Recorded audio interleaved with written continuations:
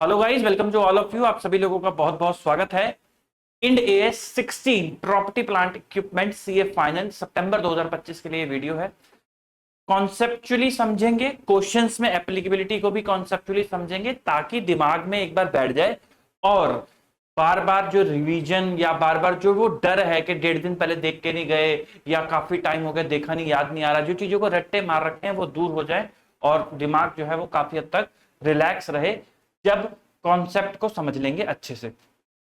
तो बात पहले शुरू करते हैं कॉन्सेप्ट की। तो देखो, एसेट का जो कोर डेफिनेशन है, जो कोर मतलब है, पहले उस पे आते हैं। अभी प्रोविजंस पे आ जाएंगे, कॉन्सेप्ट और क्वेश्चंस पे आ जाएंगे। अच्छे अच्छे क्वेश्चंस में लेकर आया वो भी कर देंगे, कोई दिक्कत वाली बात नहीं है। इस वीडियो के बाद आपका इंड एएस 16 पक्का 100% प्रिपेयर हो जाएगा, आपको कहीं और जाने की जरूरत नहीं पड़ेगी।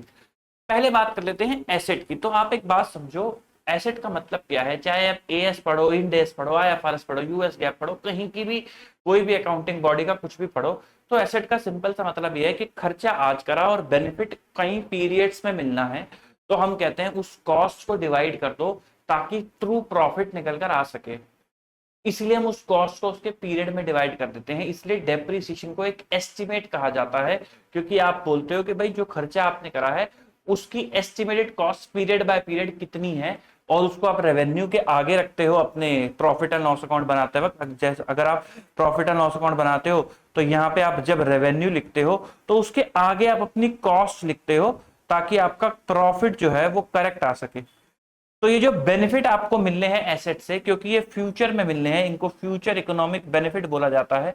क्योंकि ये बेनिफिट आपको मिलने हैं इसलिए हम एसेट की कॉस्ट को क्या करते हैं, डेफर कर देते हैं।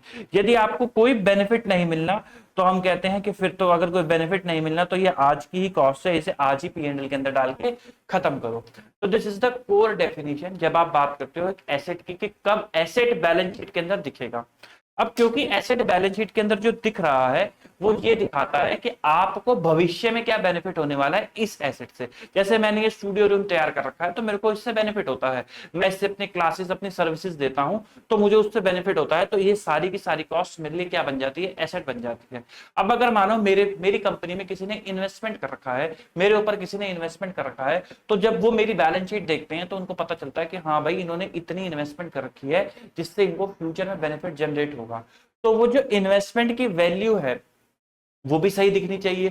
अब वो कैसे दिखनी चाहिए, वो क्या वैल्यू दिखनी चाहिए, तो उसके पीछे का थॉट प्रोसेस क्या है। तो वो जो वैल्यू आपको दिखनी चाहिए, भाई ऐसा हो सकता है ना कि मेरे लिए ये स्टूडियो रूम, ये कैमरा, इसका यूज अलग हो, एक फोटोग्राफर के लिए उसका यूज अलग हो।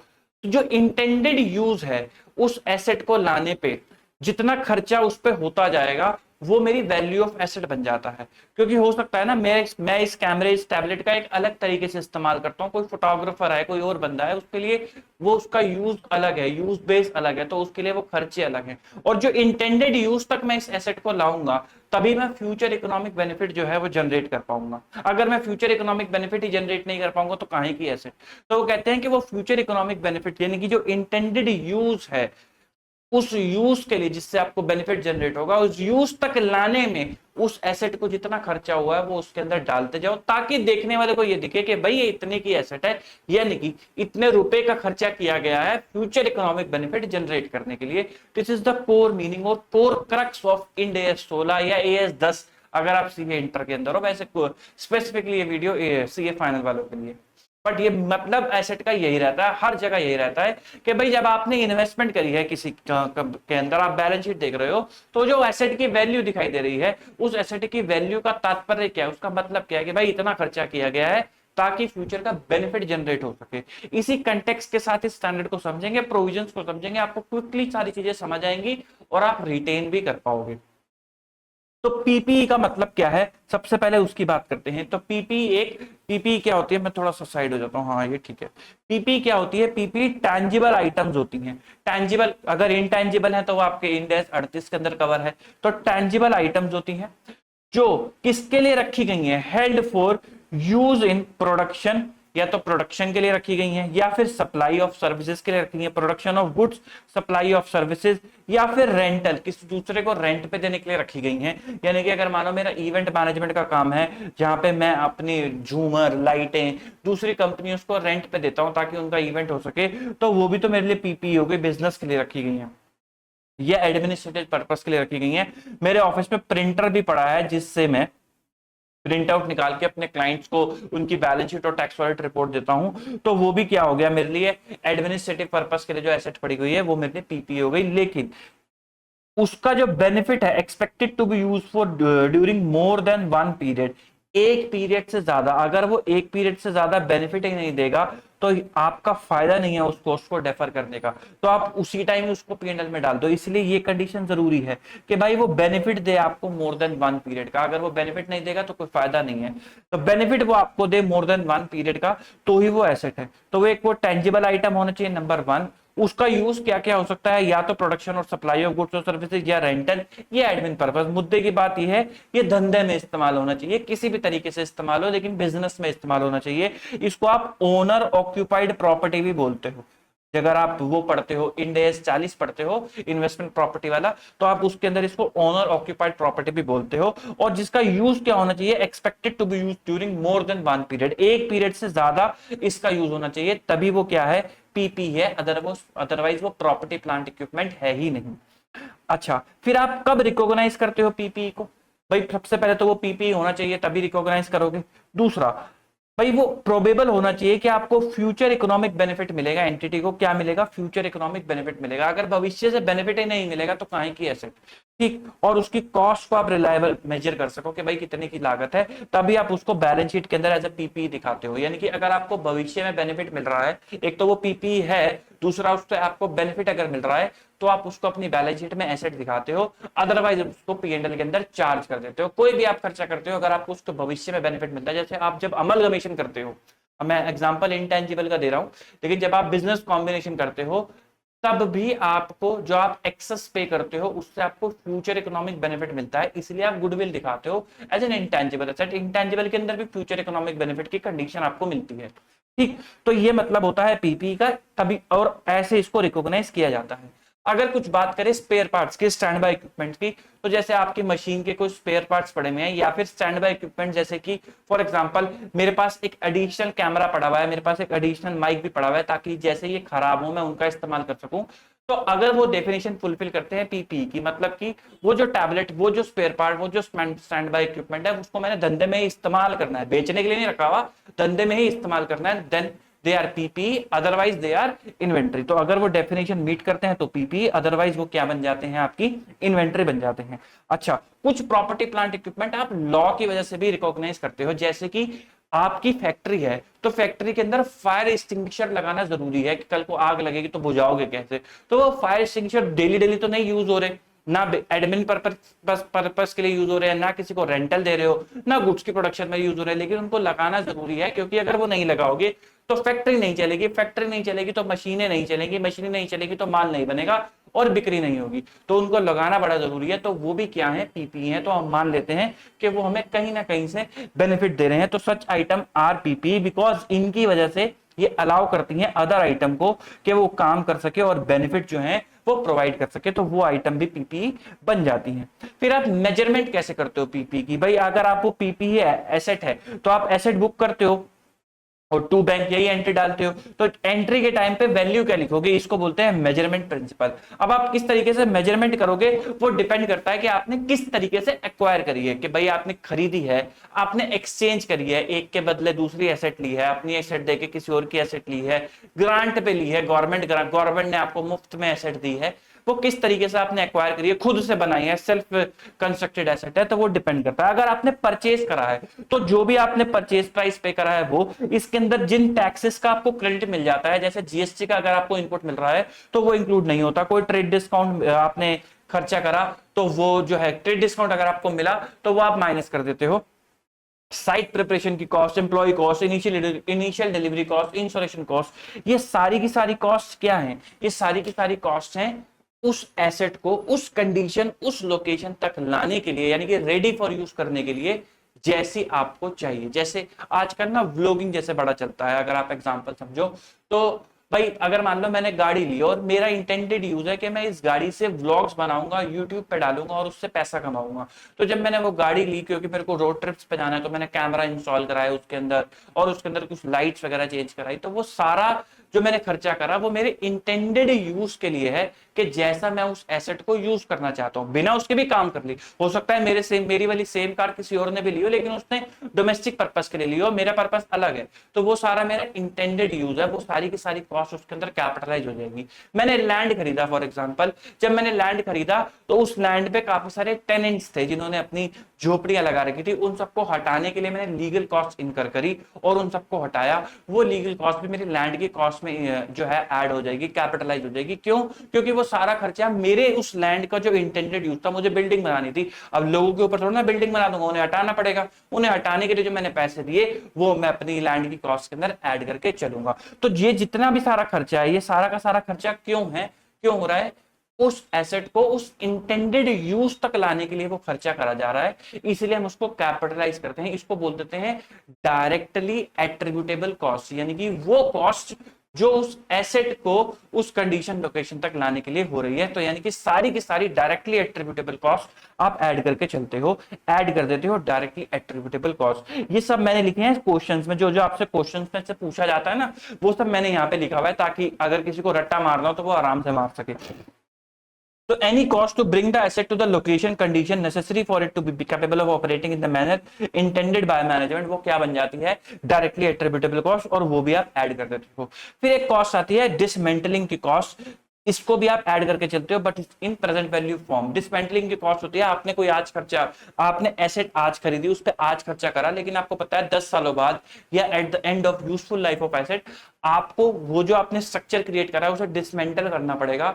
तो यानी कि जब आपने एसेट खरीदा तो आपने एक्सेप्ट कर लिया वो ऑब्लिगेशन जो आज से 10 सालों के बाद होना है, तो वो भी इस एसेट की कॉस्ट है, क्योंकि वो खर्चा भी इस एसेट को इंटेंडेड यूज तक लाने के लिए करा जा रहा है, लेकिन वो खड़ा 10 सालों के बाद है, तो इसको आपको उसकी प्रेजेंट वैल्यू पे ऐड करना होता है और इसकी लायबिलिटी खड़ी करनी होती है। इसकी जो जर्नल एंट्री आप लोग करते हो वो क्या करते हो? वो करते हो asset account debit to provision, to provision आप एंट्री करके चलते हो, जो भी प्रेजेंट वैल्यू निकल कर आती है वो।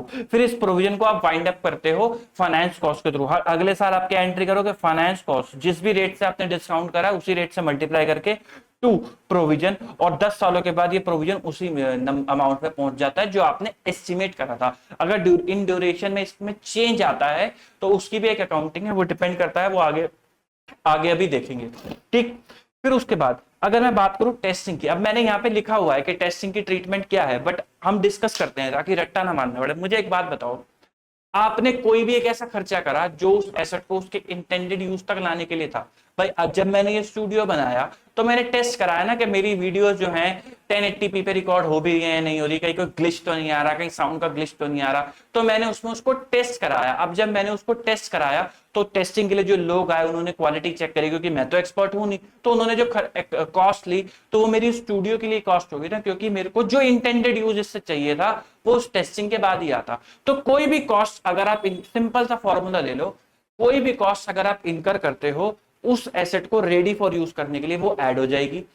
कोई भी कॉस्ट अगर आपको कोई बेनिफिट होता है उस एक्टिविटी से जो उस एसेट को इंटेंडेड यूज पे लाने के लिए था, तो वो कॉस्ट में से, एसेट की कॉस्ट में से माइनस हो जाएगी। और कोई और एक्टिविटी अगर आप कर रहे हो उससे कोई भी बेनिफिट या कॉस्ट आ रहा है वो सारी की सारी कहां चली जाएगी? प्रॉफिट एंड लॉस अकाउंट के अंदर चली जाएगी। जैसे अगर आपने लैंड ली ऑफिस बनाने के लिए, लेकिन जब तक ऑफिस बन रहा था आपने कार पार्किंग के लिए लैंड की स्पेस दे दी, अब वो जो कार पार्किंग के लिए दी वो ऑफिस के इंटेंडेड यूज के लिए तो नहीं था, तो वो जो कार पार्किंग से इनकम आई वो P&L के अंदर चली जाती है। लेकिन अगर आप बनाई पार्किंग रहे होते और आपका ग्राउंड फ्लोर रेडी हो गया और आपने क्या कहते हैं ग्राउंड फ्लोर को कैपिटलाइज नहीं करा, अभी आपको पूरी की पूरी बिल्डिंग को कैपिटलाइज करना है, तो आपने तब छोटा सा स्पेस जो था बीच का वो कार पार्किंग के लिए देना शुरू कर दिया, वहां से जो इनकम आपको आएगी वो आप जो अपनी एसेट की कॉस्ट में से माइनस करना शुरू कर दोगे, क्योंकि वो आपको एक बेनिफिट जनरेट करके दे रहा है और वो एक्टिविटी इंटेंडेड यूज के लिए भी है। या फिर जैसे आप मॉल बना रहे हो, आपने मॉल की पार्किंग रेडी करी ये चेक करने के लिए कि भाई ये प्रॉपर पार्किंग एंट्री एग्जिट वगैरह है नहीं, तो उससे जो आपको इनकम आएगी वो आप माइनस करके दोगे, क्योंकि वो उसी एक्टिविटी से रिलेटेड है।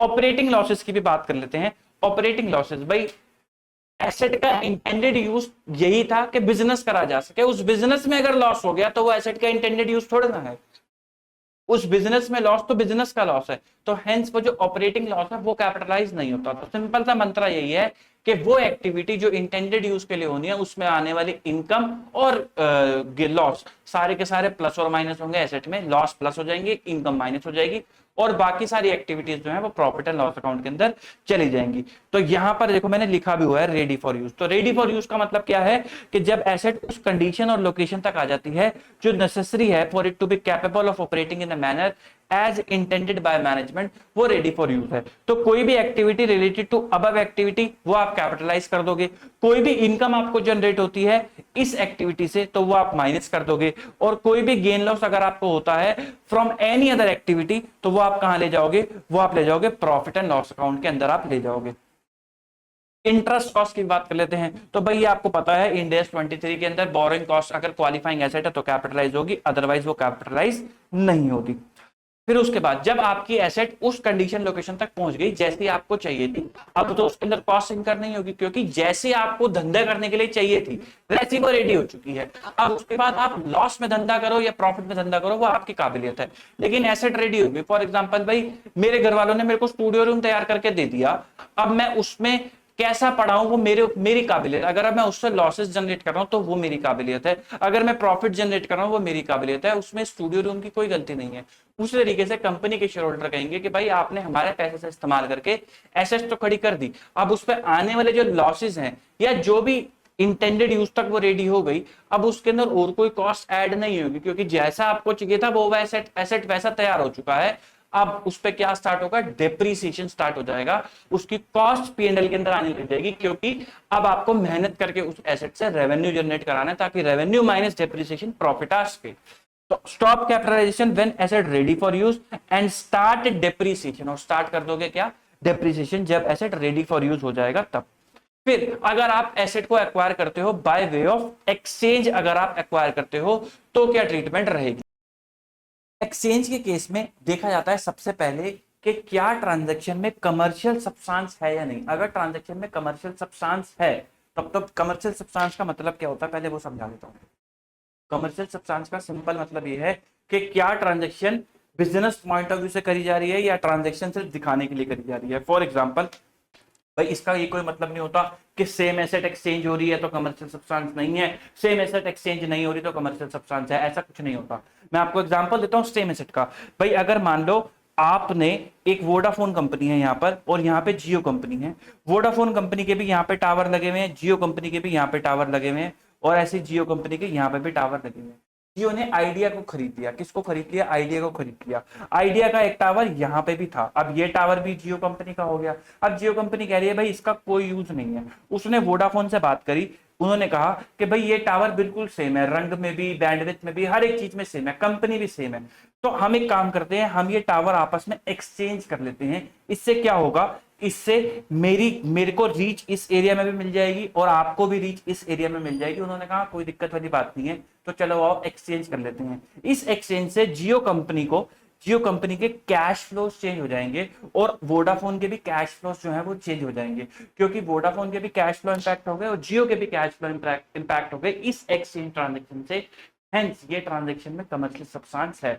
एसेट बिल्कुल सेम है, company, life, duration, usage life, हर एक चीज सेम है। उसने भी 3 साल इस्तेमाल कर रहा था, उसने भी 3 साल इस्तेमाल कर रहा था, हर एक चीज सेम है, जो भी कैरेक्टरिस्टिक आप सोच सकते हो, लेकिन तब भी इसके अंदर कमर्शियल सब्सटेंस माना जाएगा। क्यों माना जाएगा, क्योंकि एक्सचेंज की वजह से कैश फ्लोज इंपैक्ट हो रहे हैं। आप कोई भी डिसीजन लेते हो आप अपने कैश फ्लोज को कंसीडर करके लेते हो ना कि भाई इससे मुझे कितना बेनिफिट होने वाला है या इससे मुझे क्या नुकसान होने वाला है, तो वो अगर इंपैक्ट हो रहे हैं उसमें वेरिएशन आ रहा है, तो hence there is the commercial substance. But अगर आप सिर्फ ट्रांजैक्शन दिखाने के लिए कर रहे हो तो आप एक चीज मेक श्योर करोगे कि आपके कैश फ्लो के अंदर चेंज ना आए ट्रांजैक्शन की वजह से। ये ना हो कि आपकी जेब से 10,000 रुपए जाने लग जाए या 5,000 रुपए जाने लग जाए, तो उस केस में इस ट्रांजैक्शन में कमर्शियल सब्सटेंस नहीं रहता है।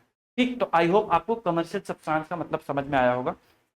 तो सबसे पहले चेक करो कि कमर्शियल सब्सटेंस है या नहीं। अगर वो नहीं है इसका मतलब क्या है कि आपने ट्रांजैक्शन जो है वो फोकट में करी है, फेक ट्रांजैक्शन करी है, तो हम किसी को भी गेन लॉस बुक करने नहीं देंगे। तो जो आप नई एसेट जो है वो रिकॉग्नाइज करोगे, किस पे रिकॉग्नाइज करोगे, बुक वैल्यू पे। क्योंकि देखो जो ओल्ड एसेट है वो तो आपकी बैलेंस शीट के अंदर आ ही रही होगी, यहां पर आ रही होगी एसेट, मान लो 1 लाख रुपए की आ रही थी, तो आपको इसको हटाना होगा, डी रिकॉग्नाइज करना होगा। तो जब इसको डी रिकॉग्नाइज करोगे तो किस वैल्यू पे करोगे? 1 लाख पे ही करोगे ना, तभी तो बैलेंस शीट से माइनस होगी। अगर आपने एसेट की एंट्री 1 लाख से नहीं करोगे तो बैलेंस शीट से माइनस कैसे होगी, अगर यहाँ पे 1 लाख की आ रही है। तो ओल्ड एसेट तो हमेशा चाहे कुछ भी हो जाए बुक वैल्यू पे ही आएगी। क्यों बुक वैल्यू पे आएगी? क्योंकि इसको हटाना है ना यहाँ से, इसी वैल्यू से तो हटाओगे 1 लाख से, तो ये हमेशा 1 लाख पे आएगी। अब आपको गेन लॉस रोकना है क्योंकि कमर्शियल सब्सटेंस नहीं है ट्रांजैक्शन में, तो न्यू एसेट को भी किस पे रिकॉग्नाइज करोगे? Book value of old asset पे करोगे। इससे क्या होगा? कोई भी गेन लॉस नहीं आएगा। तो अगर आपसे एमसीक्यू में आ जाए कि भाई ट्रांजैक्शन में कमर्शियल सब्सटेंस नहीं है तो क्या कोई गेन लॉस बुक होगा या नहीं होगा, तो आंसर इज नो, कि कोई भी गेन लॉस बुक नहीं होगा। अगर मान लो कमर्शियल सब्सटेंस है आपके पास, कि आपने जो ट्रांजैक्शन करी है धंधे के हिसाब से करी है, तो भाई साहब जो ओल्ड एसेट है वो तो अभी भी बुक वैल्यू पे ही जाएगी। न्यू एसेट किस वैल्यू पे आएगी उसके ऊपर चर्चा है। यहां पे भी हम मेजरमेंट में क्या पढ़ रहे थे? एसेट किस वैल्यू पे आएगी, तो न्यू एसेट किस वैल्यू पे आएगी उसके लिए प्रेफरेंसेस हैं। प्रेफरेंसेस किस पे डिपेंड करते हैं? प्रेफरेंसेस डिपेंड करते हैं कि आपकी जो फेयर वैल्यू है वो कितनी क्लियरली एविडेंट है। अगर आपकी नई एसेट की फेयर वैल्यू क्लियरली एविडेंट है तो आप नई एसेट की फेयर वैल्यू इस्तेमाल करोगे। अगर वो बोले कि फेयर वैल्यू न्यू एसेट की क्लियरली एविडेंट नहीं है तो आप ओल्ड एसेट की फेयर वैल्यू इस्तेमाल करोगे, अगर अबव इज नॉट एविडेंट। और अगर दोनों ही फेयर वैल्यू गिवन ही नहीं है तो आपको बुक वैल्यू का इस्तेमाल करना पड़ेगा। अच्छा, अगर उसने कोई भी इंफॉर्मेशन आपको नहीं दी कि एविडेंट है या नहीं है, उसने कोई इंफॉर्मेशन ही नहीं दी, तो आप हमेशा मानोगे कि एविडेंट नहीं है। मैं आपको एक एग्जांपल के थ्रू समझाता हूं, नंबर्स देख के ना थोड़ी चीजें ज्यादा समझ में आती हैं। आओ जरा, जैसे प्लूटो लिमिटेड ओन करता है लैंड एंड बिल्डिंग जो कैरी होती है in its balance sheet an aggregate amount of 10 million. Book value कितनी है? 10 मिलियन की बुक वैल्यू है। इसकी फेयर वैल्यू कितनी है? 15 मिलियन की फेयर वैल्यू है। Exchange the land and building private jet के लिए जिसकी फेयर वैल्यू कितनी है? 20 मिलियन की फेयर वैल्यू है, और उसने एडिशनल कैश भी पे करा है 3 मिलियन का। अब जरा एक बात लॉजिकली सोचते हैं, पहले एक्सचेंज वाली बात को, प्रोविजंस को रट्टा ना लगाते हुए एक बार दिमाग लगाते हैं। मुझे एक बात बताओ, प्लूटो के हिसाब से भाई 10 मिलियन की उसकी एसेट आ रही है जिसकी वैल्यू 15 मिलियन हो चुकी है, तो 5 मिलियन का गेन तो उसको हो ही चुका है अगर मैं बोलूं तो फेयर वैल्यू के हिसाब से। फिर उसने 15 मिलियन की एक चीज 20 मिलियन की चीज लेके एक्सेप्ट कर ली, मतलब कि उसने 15 मिलियन की चीज दी, 15 रुपए वाली चीज दी और 20 वाली चीज ले ली, प्लस 3 वाला कैश भी दिया। तो अगर मैं देखूं तो उसको 5 का यहाँ पे गेन हुआ, -3 का यहाँ पे उसने कैश दिया, तो नेट गेन उसको इस एक्सचेंज में 2 मिलियन का गेन हुआ। 5 मिलियन का गेन उसको फेयर वैल्यू की वजह से हुआ, टोटल उसको 7 मिलियन का गेन जो था प्लूटो लिमिटेड को हो चुका है। अगर ये जो 20 मिलियन है ये क्लियरली एविडेंट होते कि हाँ भाई कमर्शियल सब्सटेंस है, मतलब धंधे के हिसाब से ट्रांजैक्शन करी गई है, और ये 20 मिलियन जो है एविडेंट है कि हाँ भाई ये वैल्यू एकदम सही है, तो हम गेन लॉस कितने का बुक करते? 7 मिलियन का बुक करते। मैं यहाँ करता 20 मिलियन और क्या कहते हैं लैंड एंड बिल्डिंग लगाता 10 से और कैश पे करता 3 से, और 7 मिलियन का जो है मेरा गेन लॉस बुक होता। बट उसने कोई आपको एविडेंट की इंफॉर्मेशन नहीं दी, तो आप क्या मानोगे कि ये 20 मिलियन क्लियरली एविडेंट नहीं है, तो आपका गेन लॉस रिस्ट्रिक्ट हो जाएगा किस पे? जो आपको फेयर वैल्यू की वजह से हुआ है, दैट इज 5 मिलियन। तो आप किस पे बुक करोगे अपनी एसेट को? जो प्राइवेट जेट की आपकी जो अभी आपने एसेट्स दी हैं, आपने क्या क्या एसेट्स दी हैं? एक आपने लैंड एंड बिल्डिंग दी है जिसकी वैल्यू कितनी है? 15 मिलियन। एक आपने कैश दिया है, कैश की तो जितनी जो फेस वैल्यू है वही उसकी फेयर वैल्यू है जो कि है 3 मिलियन। तो आपने एसेट क्या क्या दी है? 18 मिलियन की आपने एसेट दी है, और 10 मिलियन की एसेट जिसकी कैरिंग वैल्यू है किताबों में वो आप अपनी बुक से हटा दोगे, कैश जो आपने पे करा है वो क्रेडिट करोगे, और प्रॉफिट एंड लॉस आपका कितना आ जाएगा? 5 मिलियन। ये 5 मिलियन यही है जो ये वाला है। आई होप आपको कॉन्सेप्ट समझ में आया होगा। अगर आपने कॉन्सेप्ट पकड़ लिया ना, फिर एक्सचेंज कैसे भी घूम के आए आपको दिक्कत नहीं आएगी। भाई सबसे पहले ये देखना कि धंधे के हिसाब से है या नहीं, कमर्शियल सब्सटेंस है या नहीं, नहीं है तो नो गेन लॉस, है तो चेक कर दो कि क्या वैल्यू एविडेंट है या नहीं। अगर वैल्यू एविडेंट है तो इसका मतलब उसको साफ साफ गेन हो गया ना 7 मिलियन का, तो फिर 7 मिलियन का गेन बुक करो, क्या दिक्कत वाली बात है। लेकिन अगर वैल्यू एविडेंट नहीं है तो ये नहीं मानना हम मान लेंगे एविडेंट है, अगर नहीं गिवन कोई इंफॉर्मेशन तो मानो कि नहीं है, और अगर दिखाई हुआ कि नहीं है तो कोई दिक्कत वाली बात ही नहीं है। और अगर एविडेंट नहीं है तो आप के पास जो एसेट जो आपने एक्सचेंज करी है उस पे जो जितना आपको गेन हुआ है वो रिस्ट्रिक्ट हो जाएगा 5 मिलियन पे। तो आई होप आपको एक्सचेंज वाला पॉइंट जो है वो समझ आया होगा। तो एक वे है एक्सचेंज का, जिससे आप अपनी एसेट को एक्वायर कर सकते हो। दूसरा वे है आप खुद से भी कंस्ट्रक्ट कर सकते हो अपनी एसेट को। अच्छा, अगर आप स्कोप की बात करते हो, AS10 की मैंने यहाँ पे कवर नहीं करा क्योंकि छोटी सी बात है, उसमें कोई कवर करने वाली पॉइंट है नहीं। तो स्कोप की अगर मैं बात करता हूँ AS10 कह रहा हूँ, इंड AS16 की, तो उसके अंदर क्या होता है कि क्या क्या चीजें आती है, सभी जो भी पीपी है उस पर इंड AS 16 लगता है।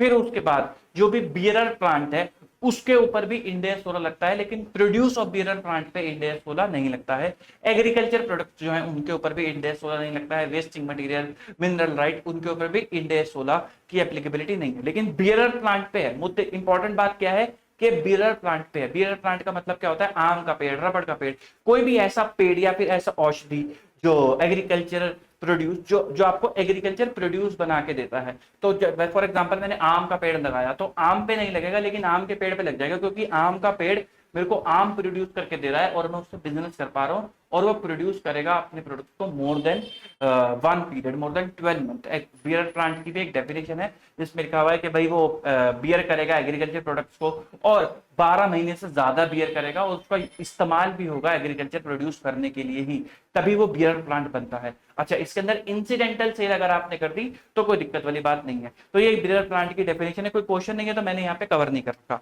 बट द पॉइंट इज कि अगर आपने आम का पेड़ लगाया तो उसको मेजर कैसे करोगे, उसकी एंट्री कैसे करोगे? तो जो भी रूल सेल्फ कंस्ट्रक्टेड एसेट पे लगेगा वही बियर प्लांट के ऊपर भी लग करके चलेगा। सेल्फ कंस्ट्रक्टेड एसेट का मतलब क्या है कि आपने घर में ही एसेट बना दी, आपका बिल्डर का काम था और आपने अपने लिए ऑफिस बिल्डिंग बना दी, तो आप उस एसेट को कैसे मेजर करोगे? तो जो भी आपका मटेरियल लगा, जो भी आपकी लेबर लगी, जितने भी आपके ओवरहेड लगे, फिक्स ओवरहेड कैसे चार्ज करोगे? फिक्स ओवरहेड चार्ज करोगे नॉर्मल कैपेसिटी और actual capacity whichever is higher. Variable overhead actual capacity पे, जितनी भी आपकी डायरेक्टली एट्रिब्यूटेबल इनकम एक्सपेंस लगे वो, जो भी आपकी रिस्टोरेशन की कॉस्ट थी प्रेजेंट वैल्यूज की वो, और अगर कोई बोरिंग कॉस्ट आपकी है तो वो आपकी क्या बन करके आ जाएगी, कॉस्ट ऑफ एसेट, अगर आपने सेल्फ कंस्ट्रक्शन एसेट करी है।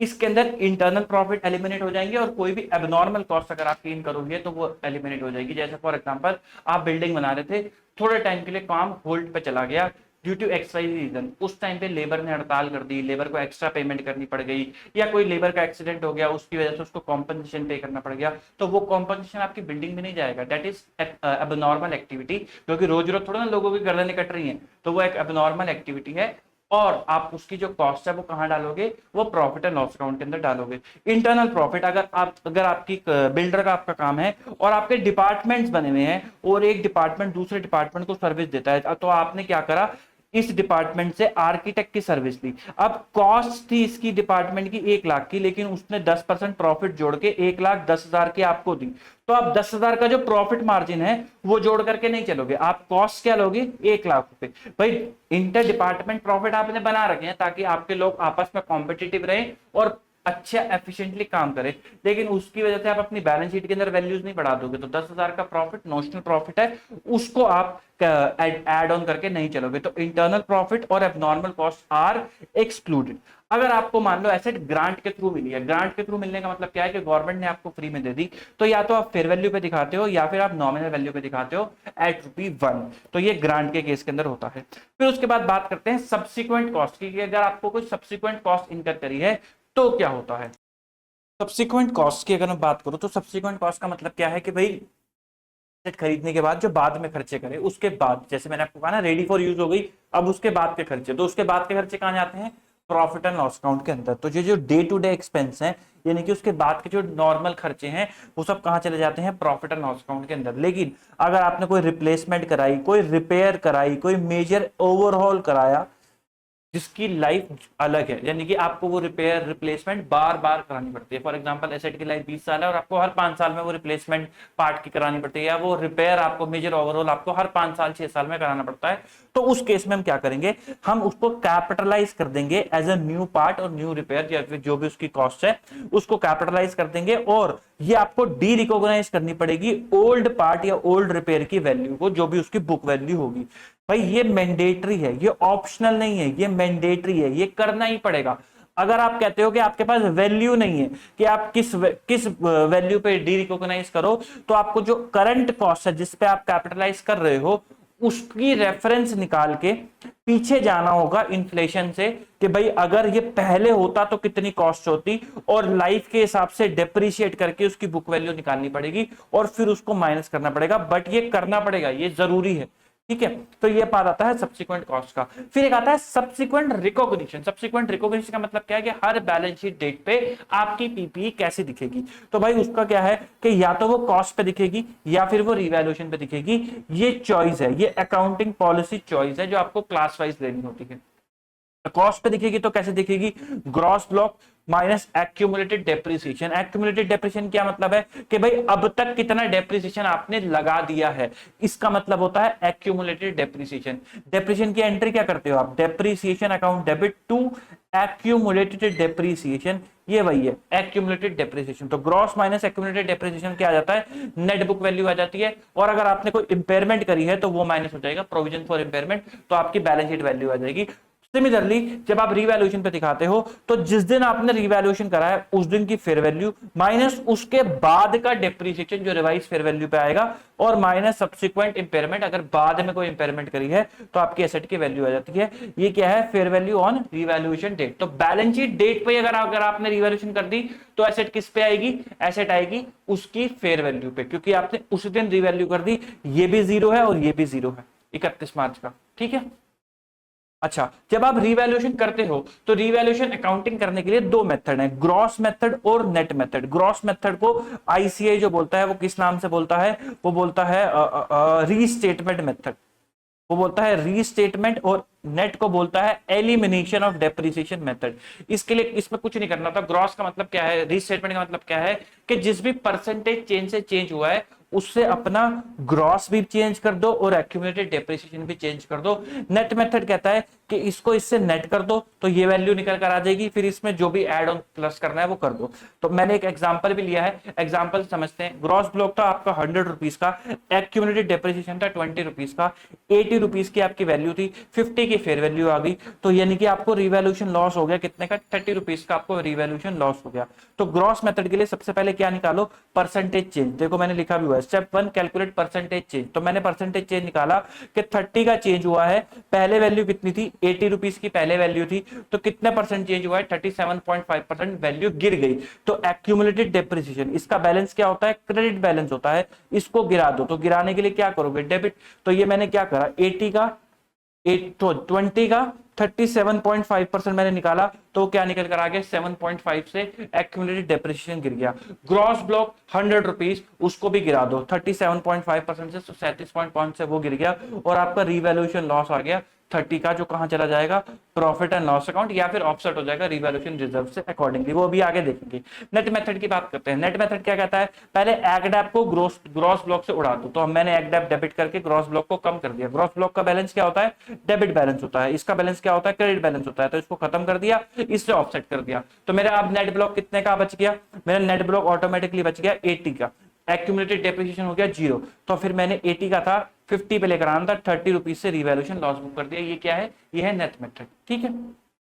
आगे बढ़ते हैं, जो भी आपका रिवैल्यूएशन गेन लॉस आएगा उसकी ट्रीटमेंट क्या है। तो यदि आप फर्स्ट टाइम रिवैल्यूएशन करते हो और गेन आ जाता है, तो गेन को आपको कहां डालना होता है, ओसीआई के अंदर डालना होता है, और ये गेन आपका नॉन रिसाइकल्ड होता है। जो ओसीआई की आइटम्स होती हैं, आपको पता होगा कि वो क्लासिफाइड होती हैं कि वो रिसाइकल्ड है या नॉन रिसाइकल्ड है, मतलब वो फ्यूचर के अंदर पीएनएल के थ्रू जाएंगी या पीएनएल के थ्रू नहीं जाएंगी। तो नॉन रिसाइकल्ड का मतलब क्या है कि वो पीएनएल के थ्रू नहीं जाएंगी। तो revaluation gain is one of the item जो पीएनएल के अंदर नहीं जाता। अच्छा, रिवैल्यूएशन जो रिजर्व है वो दूसरे रिजर्व में कब जाता है, जब आप एसेट को डिस्पोज ऑफ कर देते हो, या फिर एडिशनल डेप्रिसिएशन जो रिवैल्यूएशन की वजह से आया है वो आप जो है अपनी अदर इक्विटी यानी कि रिटेन अर्निंग जर्नल रिजर्व के अंदर लेके जाते हो, तो वो पीएनएल के थ्रू नहीं जाएगा। तो ओसीआई नॉन रिसाइकल्ड होता है। और लॉस कहां चला जाता है, लॉस तो प्रॉफिट एंड लॉस अकाउंट के अंदर ही चला जाता है। फिर आप सब्सिक्वेंट वैल्यूएशन करते हो, जब मैंने कि पहली बार आपने करा, उसके बाद दूसरी बार, तीसरी बार, चौथी बार, जब भी आपने करा उसमें क्या हुआ, उसमें आपको फर्स्ट टाइम सबसे पहले चेक करो तो गेन था या नहीं था। फर्स्ट टाइम का मतलब है कि क्या पहले कभी गेन था या नहीं था और गेन में बैलेंस बचा हुआ है या नहीं। अगर गेन था और दोबारा भी गेन आ गया तो कोई दिक्कत वाली बात नहीं है, ओसीआई के अंदर ही चला जाएगा। अगर गेन था, पहले कभी गेन था, बैलेंस बचा हुआ है, अब लॉस आ गया तो लॉस को ओसीआई से सेट ऑफ करा दो, यानी कि जो गेन है उससे सेट ऑफ करा दो और बैलेंस कहां डाल दो, प्रॉफिट एंड लॉस अकाउंट के अंदर डाल दो। अगर पहले कभी करा था और लॉस आ गया, जो कि कहां गया होगा, ये लॉस कहां गया होगा, ये लॉस गया होगा प्रॉफिट एंड लॉस अकाउंट के अंदर। कहां गया होगा ये वाला लॉस, ये गया होगा प्रॉफिट एंड लॉस अकाउंट के अंदर। तो पहले का भी लॉस आया था जो पीएनएल के अंदर डाला था, अब फिर से लॉस आ गया तो कोई दिक्कत वाली बात नहीं है, पीएनएल के अंदर डाल दो। लेकिन अब गेन आ गया, तो अब जब गेन आ गया तो पहले जो पीएनएल में डाला था पहले उसकी ट्रीटमेंट करो। तो in PnL to the extent earlier loss, क्योंकि वो आपने पीएनएल के अंदर डाल रखा है और अगर कोई बैलेंस बचता है तो वो ओसीआई के अंदर चला जाएगा। एक एग्जांपल के थ्रू समझते हैं। ये 5 साल है कंपनी के। केस नंबर 1 मैंने रिवैल्यूएशन करा, 100 रुपए का गेन आया, फिर 20 का गेन आया अगले साल, 30 का गेन आया अगले साल, 250 का लॉस आ गया अगले साल, फिर 70 का गेन आ गया अगले साल। सॉल्यूशन देखते हैं। भाई पहली बार 100 का गेन आया, सबसे पहले बार जब रिवैल्यू करा तो कहां डाल दिया, ओसीआई के अंदर डाल दिया। फिर उसके बाद दोबारा 20 रुपए का गेन आ गया, कहां डाल दिया, ओसीआई के अंदर डाल दिया। ओसीआई के अंदर जा रहा है देखो। 30 का फिर से गेन आ गया, कहां डाल दिया, ओसीआई के अंदर डाल दिया। फिर अब ओसीआई में कितना बैलेंस बचा हुआ है, ओसीआई में बैलेंस बचा हुआ है 150 रुपए का बैलेंस बचा हुआ है। लॉस आ गया 250 का। भाई पहली बार सब्सिक्वेंट कर रहे हो और लॉस आ गया, और पहली बार गेन था, लॉस आ गया, तो लॉस पहले कहां डालोगे, ओसीआई में, और बैलेंस कहां जाएगा, प्रॉफिट एंड लॉस अकाउंट में। तो 250 में से 150 का आपका बैलेंस बचा हुआ था, वो मैंने कहां डाला, ओसीआई से सेट ऑफ करा दिया, और बैलेंस लॉस मैंने कहां डाल दिया, 100 रुपए का प्रॉफिट एंड लॉस अकाउंट के अंदर डाल दिया। फिर क्या हुआ, फिर 70 का गेन आ गया। अब ये 100 रुपए का लॉस मेरे पीएनएल के अंदर पड़ा हुआ था, लेकिन वापस से 70 का गेन आ गया। तो अगर पहले कभी लॉस आया हुआ था और अब गेन अगर आ गया तो in PnL to the extent earlier loss, और बैलेंस कहां जाएगा, ओसीआई के अंदर जाएगा। अब इसके अंदर कोई बैलेंस बचा नहीं तो 70 का 70 मेरा कहां चला जाएगा, प्रॉफिट एंड लॉस अकाउंट के अंदर चला जाएगा, क्योंकि ये वाला लॉस अभी सेट ऑफ नहीं हुआ। केस नंबर 2 देखते हैं। केस नंबर 2 में पहले ही लॉस आ गया 100 रुपए का, तो मैंने कहां डाल दिया, प्रॉफिट एंड लॉस अकाउंट में। 20 का फिर से लॉस आ गया, कहां डाल दिया, प्रॉफिट एंड लॉस अकाउंट में। 30 का फिर से लॉस आ गया, कहां डाल दिया, प्रॉफिट एंड लॉस अकाउंट में। 200 का गेन आ गया, अभी तक लॉस चल रहा था, कितने का लॉस चल रहा था, 150 तक का लॉस चल रहा था, अब 200 का गेन आ गया। भाई पहले लॉस चल रहा था जो पीएनएल के अंदर था, अब गेन आ गया, तो कहां जाएगा, to PNL to the extent earlier losses. तो 150 तक का लॉस यहां पे चला जाएगा। बैलेंस कितने का गॉन था, 200 का। बैलेंस 50 कहां चला जाएगा, ओसीआई के अंदर चला जाएगा। फिर 10 रुपए का लॉस आ गया, तो ये 10 रुपए का लॉस कहां चला जाएगा, ये 10 रुपए का लॉस यहां जाएगा, क्योंकि ओसीआई के अंदर आपका बैलेंस बचा हुआ है। 10 रुपए का लॉस कहां चला जाएगा, यहां पे चला जाएगा, ओसीआई में से माइनस हो जाएगा, क्योंकि ये बैलेंस आपका बचा हुआ है। तो this is the treatment of revaluation gain और लॉस। रिवैल्यूएशन गेन जो ओसीआई में जाता है वो नॉन रिसाइकल्ड होता है, कृपया करके ये वाली बात याद रखें। बढ़ते हैं आगे क्वेश्चन बैंक की तरफ। इसके अंदर हम जो आईसीआई के पास एग्जामिनेशन, एमटीपी, आरटीपी के बढ़िया बढ़िया क्वेश्चन है जो हमारे कॉन्सेप्ट रिवाइज करेंगे, वो करते हैं। Question number 1, on 1 April 2001 an item of property is offered for sale at rupees 10 million with payment term being 3 equal installment of 33,33,333 over a 2-year period। Payment जो है 1 अप्रैल को हुई जब आपने खरीदी, और उसके बाद 31 मार्च 2002 और 2003। आईआरआर कितना है, 5.36% पर एनम। अब बताओ प्रॉपर्टी इंड AS 16 के हिसाब से कैसे वैल्यू करी जाएगी। तो भाई देखो, अगर आप 33,33,333 को 33.33 इंटू 3 करो तो आपका 99 यानी कि 10 मिलियन के हिसाब से आपका पेमेंट आ जाएगा। अब इसके अंदर क्योंकि आपने 2 ईयर क्या कहते हैं, उसमें 2 ईयर के अंदर अंतराल के अंदर आपने पेमेंट ली है, तो इंटरेस्ट कंपोनेंट भी शामिल होगा। क्या शामिल होगा, इंटरेस्ट कंपोनेंट भी शामिल होगा। तो अगर मैं बात करूं, एक तो आपने इसी दिन ले ली पेमेंट, उसके बाद फर्स्ट और सेकंड, तो यहां पर जो आपने पेमेंट ली है उसके अंदर प्रिंसिपल भी है और इंटरेस्ट भी है, प्रिंसिपल भी है और इंटरेस्ट भी है। तो आपको इंटरेस्ट कंपोनेंट हटाना होगा और खाली जो प्रिंसिपल है उससे अपनी एसेट को बुक करना होगा। इंटरेस्ट कंपोनेंट हटाने के लिए क्या करते हैं, प्रेजेंट वैल्यू निकालते हैं। आई होप आपको कॉन्सेप्ट क्लियर होंगे बेसिक्स ऑफ फाइनेंस। या इंटरेस्ट कंपोनेंट हटाने के लिए क्या करते हैं, प्रेजेंट वैल्यू करते हैं। तो हमने क्या करा, इसकी प्रेजेंट वैल्यू कर दी 33 लाख रुपीस की। जो जितनी भी इंस्टॉलमेंट आ रही थी भाई, 0th ईयर में तो प्रेजेंट वैल्यू फैक्टर 1 आएगा, उसके बाद जितनी भी वैल्यू थी उसमें से हमने इंटरेस्ट कंपोनेंट हटाने के लिए प्रेजेंट वैल्यू करी, तो मेरा 95 लाख का प्रिंसिपल कंपोनेंट आ गया। आप प्रिंसिपल को तो बुक करोगे, एसेट गाड़ी लेने जाते हो, लोन लोन पे लेते हो, तो 10 लाख की गाड़ी 12-13 लाख की पड़ती है, लेकिन एसेट में तो गाड़ी 10 लाख की दिखाओगे ना, बाकी का ब्याज तो पीएनएल के अंदर दिखाओगे। तो देयरफॉर जो 10 मिलियन का खर्च आपने लिया है 100 लाख रुपीस की, 1 करोड़ का, उसमें से 95 लाख रुपए की आपने एसेट का पे करे हैं और 5 लाख रुपए आपने इंटरेस्ट पे करे हैं। तो मैं दिखाऊंगा एसेट 95 लाख रुपए की, बैंक से जो आपने ईएमआई पे कर दी वो, और फाइनेंशियल लायबिलिटी क्योंकि लोन लिया है तो 61,66,667। इसका अमोर्टाइजेशन टेबल भी मैंने बना रखा है भाई। 95 लाख लिया, इंटरेस्ट 0th पीरियड में तो 0 होगा, इतने की पेमेंट कर दी, इतने का लोन खड़ा हो गया, फिर यही ओपनिंग बन गया। इस पे जो भी उन्होंने रेट दे रखा है, कितने का रेट दे रखा है, 5.36 का रेट दे रखा है, उसी पे मैंने ब्याज बुक करा, इंटरेस्ट आ गया, इतने की इंस्टॉलमेंट, इतने का लोन खड़ा हो गया, फिर ये ओपनिंग बन गया, इतने का इंटरेस्ट, इतने की इंस्टॉलमेंट, और ये 0 हो गया, और उसी की मैंने जनरल एंट्री भी कर रखी है भाई। Finance cost to financial liability यही आप करते हो इंड AS 109 में, अगर आपको याद होगा। जनरल लोन के केस में भी आप यही करते हो, इंटरेस्ट कॉस्ट बुक करते हो, फिर उसके बाद इंस्टॉलमेंट की पेमेंट करते हो, इंटरेस्ट कॉस्ट बुक करते हो और इंस्टॉलमेंट की पेमेंट करते हो, और एसेट तो आपकी प्रिंसिपल वैल्यू पे दिख ही रही है, कोई दिक्कत वाली इसके अंदर बात नहीं है। एक्सचेंज वाला पार्ट हमने देख लिया। अगला देखते हैं, Jupiter limited an item of property plant with an initial cost of 1 lakh at date of revaluation, accumulated depreciation कितना था 55, और फेयर वैल्यू कितनी होगी थी 65। तो आपको रीवैल्यूएशन की अकाउंटिंग करनी है। पहला मेथड क्या था, ग्रॉस मेथड। तो 1 लाख की एसेट, 55 का एक्यूमुलेटेड डेप्रिसिएशन, 45,000 रुपए की बुक वैल्यू, कितनी हो गई 65 की। हमने लॉस का केस करा था, ये गेन का केस है, तो गेन कितने का आ गया 20,000 का गेन आ गया। परसेंटेज चेंज निकालो, ग्रॉस मेथड के लिए क्या निकालते हैं, कितना परसेंटेज बढ़ गई एसेट, तो 45,000 थी 65 हो गई, 20,000 से बढ़ गई 20,000, 45 का कितना परसेंट है 44.44%, यानी कि एसेट कितना परसेंट बढ़ गई 44.44%। अकॉर्डिंगली ग्रॉस भी बढ़ा दो और एक्डेप भी बढ़ा दो। पिछले केस में गिरी थी तो आपने एक्डेप को डेबिट करा था, इस केस में बढ़ी है तो एक्डेप को क्या करोगे, क्रेडिट करोगे, क्योंकि बढ़ाना है। पिछले केस में गिराना था तो मैंने डेबिट करवाया था। ग्रॉस ब्लॉक को क्या करोगे, डेबिट, क्योंकि पिछले केस में गिराना था तो क्रेडिट कराया था, इसमें बढ़ाना है तो क्या कराया, डेबिट। रिवैल्यूएशन गेन आ गया जो कहां जाएगा, ओसीआई के अंदर चला जाएगा 20,000। फिर आता है नेट मेथड, जिसको एलिमिनेशन अप्रोच भी बोलते हैं। तो पहले 55,000 का जो एक्यूमुलेटेड डेप्रिसिएशन था उसे सेट ऑफ कराया और फिर 20,000 का गेन बुक कर लिया, इसमें तो कोई दिक्कत वाली बात नहीं है। An item of PPE was purchase for 9 lakh on 1st of April 2001। It is estimated to have a useful life of 10 year, और डेप्रिशिएट करा उसको स्टेट लाइन बेसिस पे। ऑन 1 अप्रैल 2003 एसेट को रिवैल्यू कर दिया गया 9,60,000 पे, और useful life remain change as unchange as 10 year, ignore the impact of deferred taxes. ठीक है जी। तो एसेट 1 अप्रैल को कितने की थी, 9 लाख रुपए की थी, लाइफ थी जिसकी 10 साल की, डेप्रिशिएशन कितना था 90,000 का। फिर उसके बाद उसने बोला है आपको अप्रैल 2003 में, तो 1 साल का डेप्रिसिएशन लगा 90,000, फिर अगले साल का लगा 90,000, यहाँ पे वैल्यू कितनी होगी 9 लाख माइनस 90, 7,20,000, वैल्यू कितनी आ गई, फेयर वैल्यू होगी 9,60,000, रिवैल्यूएशन गेन आ गया 2,40,000 का। बैलेंस लाइफ उसने कहा था अनचेंज्ड है, तो 10 सालों की थी, 2 साल निकल गए, कितनी बच गई 8 सालों की लाइफ बच गई। डेप्रिसिएशन निकल कर आ गया 1,20,000, कैसे निकल कर आया, 960 डिवाइडेड बाय 8, 9,60,000 डिवाइडेड बाय 8 करोगे तो 1,20,000 का डेप्रिसिएशन निकल कर आया। ओरिजिनल डेप्रिसिएशन कितना लगता था 90,000 का, एडिशनल डेप्रिसिएशन कितना लग रहा है 30,000 का। फिर उसके बाद 9,60,000 की फेयर वैल्यू अब आगे चलेगी, डेप्रिशिएट होगी।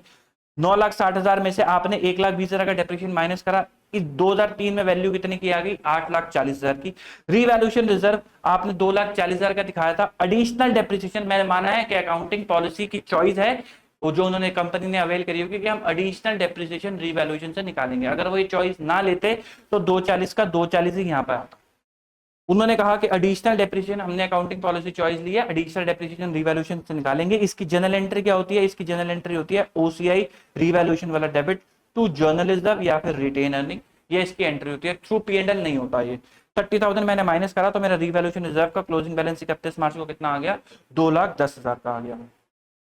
फिर अगला क्वेश्चन, एंटिटी एक्स के पास एक वेयर हाउस है which is closer to factory entity Y, वो कहता है जो उसके क्लोजर है एंटिटी वाई के और वाई से वर्सा। ठीक है, factory are located in same विंसिटी, entity X and Y agree to exchange their warehouse. भाई क्या फायदा हुआ, वो अगर एक बात बताओ क्लोजर है, जो मैंने आपको एग्जांपल दिया था अगर उसमें वोडाफोन और क्या कहते हैं आइडिया आपस में, जो जियो आपस में टावर एक्सचेंज करते हैं और दोनों के सेम टावर थे, सेम विंसिटी थी एंड एक ही जगह पे लोकेटेड थे, उससे ना उसको फायदा हुआ ना कोई उसको फायदा हुआ, इसका मतलब ट्रांजेक्शन में कमर्शियल सब्सटेंस नहीं है।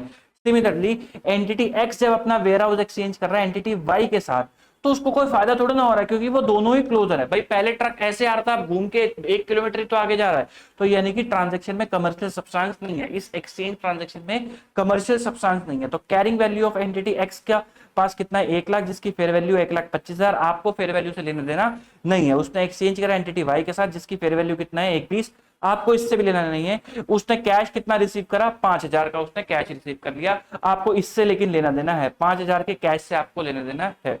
तो आप एंट्री क्या करोगे, आपको ध्यान रखना है कमर्शियल सब्सटेंस नहीं है, कोई भी गेन लॉस जो है वो बुक नहीं होना चाहिए। एंटिटी एक्स बोलेगा कि भाई साहब मेरा जो जाएगा वेयर हाउस वो कितने पे जाएगा, 1 लाख पे जाएगा, क्योंकि बैलेंस शीट से माइनस करना है। नया वेयर हाउस कितने पे दिखेगा, उतने पे दिखेगा, ताकि गेन लॉस ना आए। एक तो उसको कैश मिला 5,000 का और बैलेंस कितना आ जाएगा 95,000, ताकि कोई भी गेन लॉस जो है वो ना आए, क्योंकि ट्रांजैक्शन में कमर्शियल सब्सटेंस नहीं है, ट्रांजैक्शन लैक्स कमर्शियल सब्सटेंस। ठीक, आई होप आपको ये पॉइंट क्लियर हुआ होगा। Entity acquired an asset 3 year ago at a cost of 5 million, 5 million का उसने एक्वायर करा। Depreciation method adopted for the asset was 10%, reducing balance method. At the end of 3 year entity estimate that remaining useful life of the asset is 8 year and determine to adopt state line method from that date so as to reflect the revised estimate pattern of recovery of economic benefit। तो आपको बताना है accounting according to Ind AS 16। तो भाई 5 लाख की asset थी, 10% WDV का depreciation था, तो पहला 50 लाख की, सॉरी 5 लाख का डेप्रिसिएशन, पहला वैल्यू कितनी आ गई 4.5 लाख, फिर 4.5 लाख पे 10% 45 लाख पे 10% 4.5 लाख, फिर वैल्यू कितनी आ गई 40 लाख 50,000, फिर उसका 10% 4 लाख 5,000, फिर वैल्यू कितनी आ गई 36 लाख 45,000 की वैल्यू आ गई।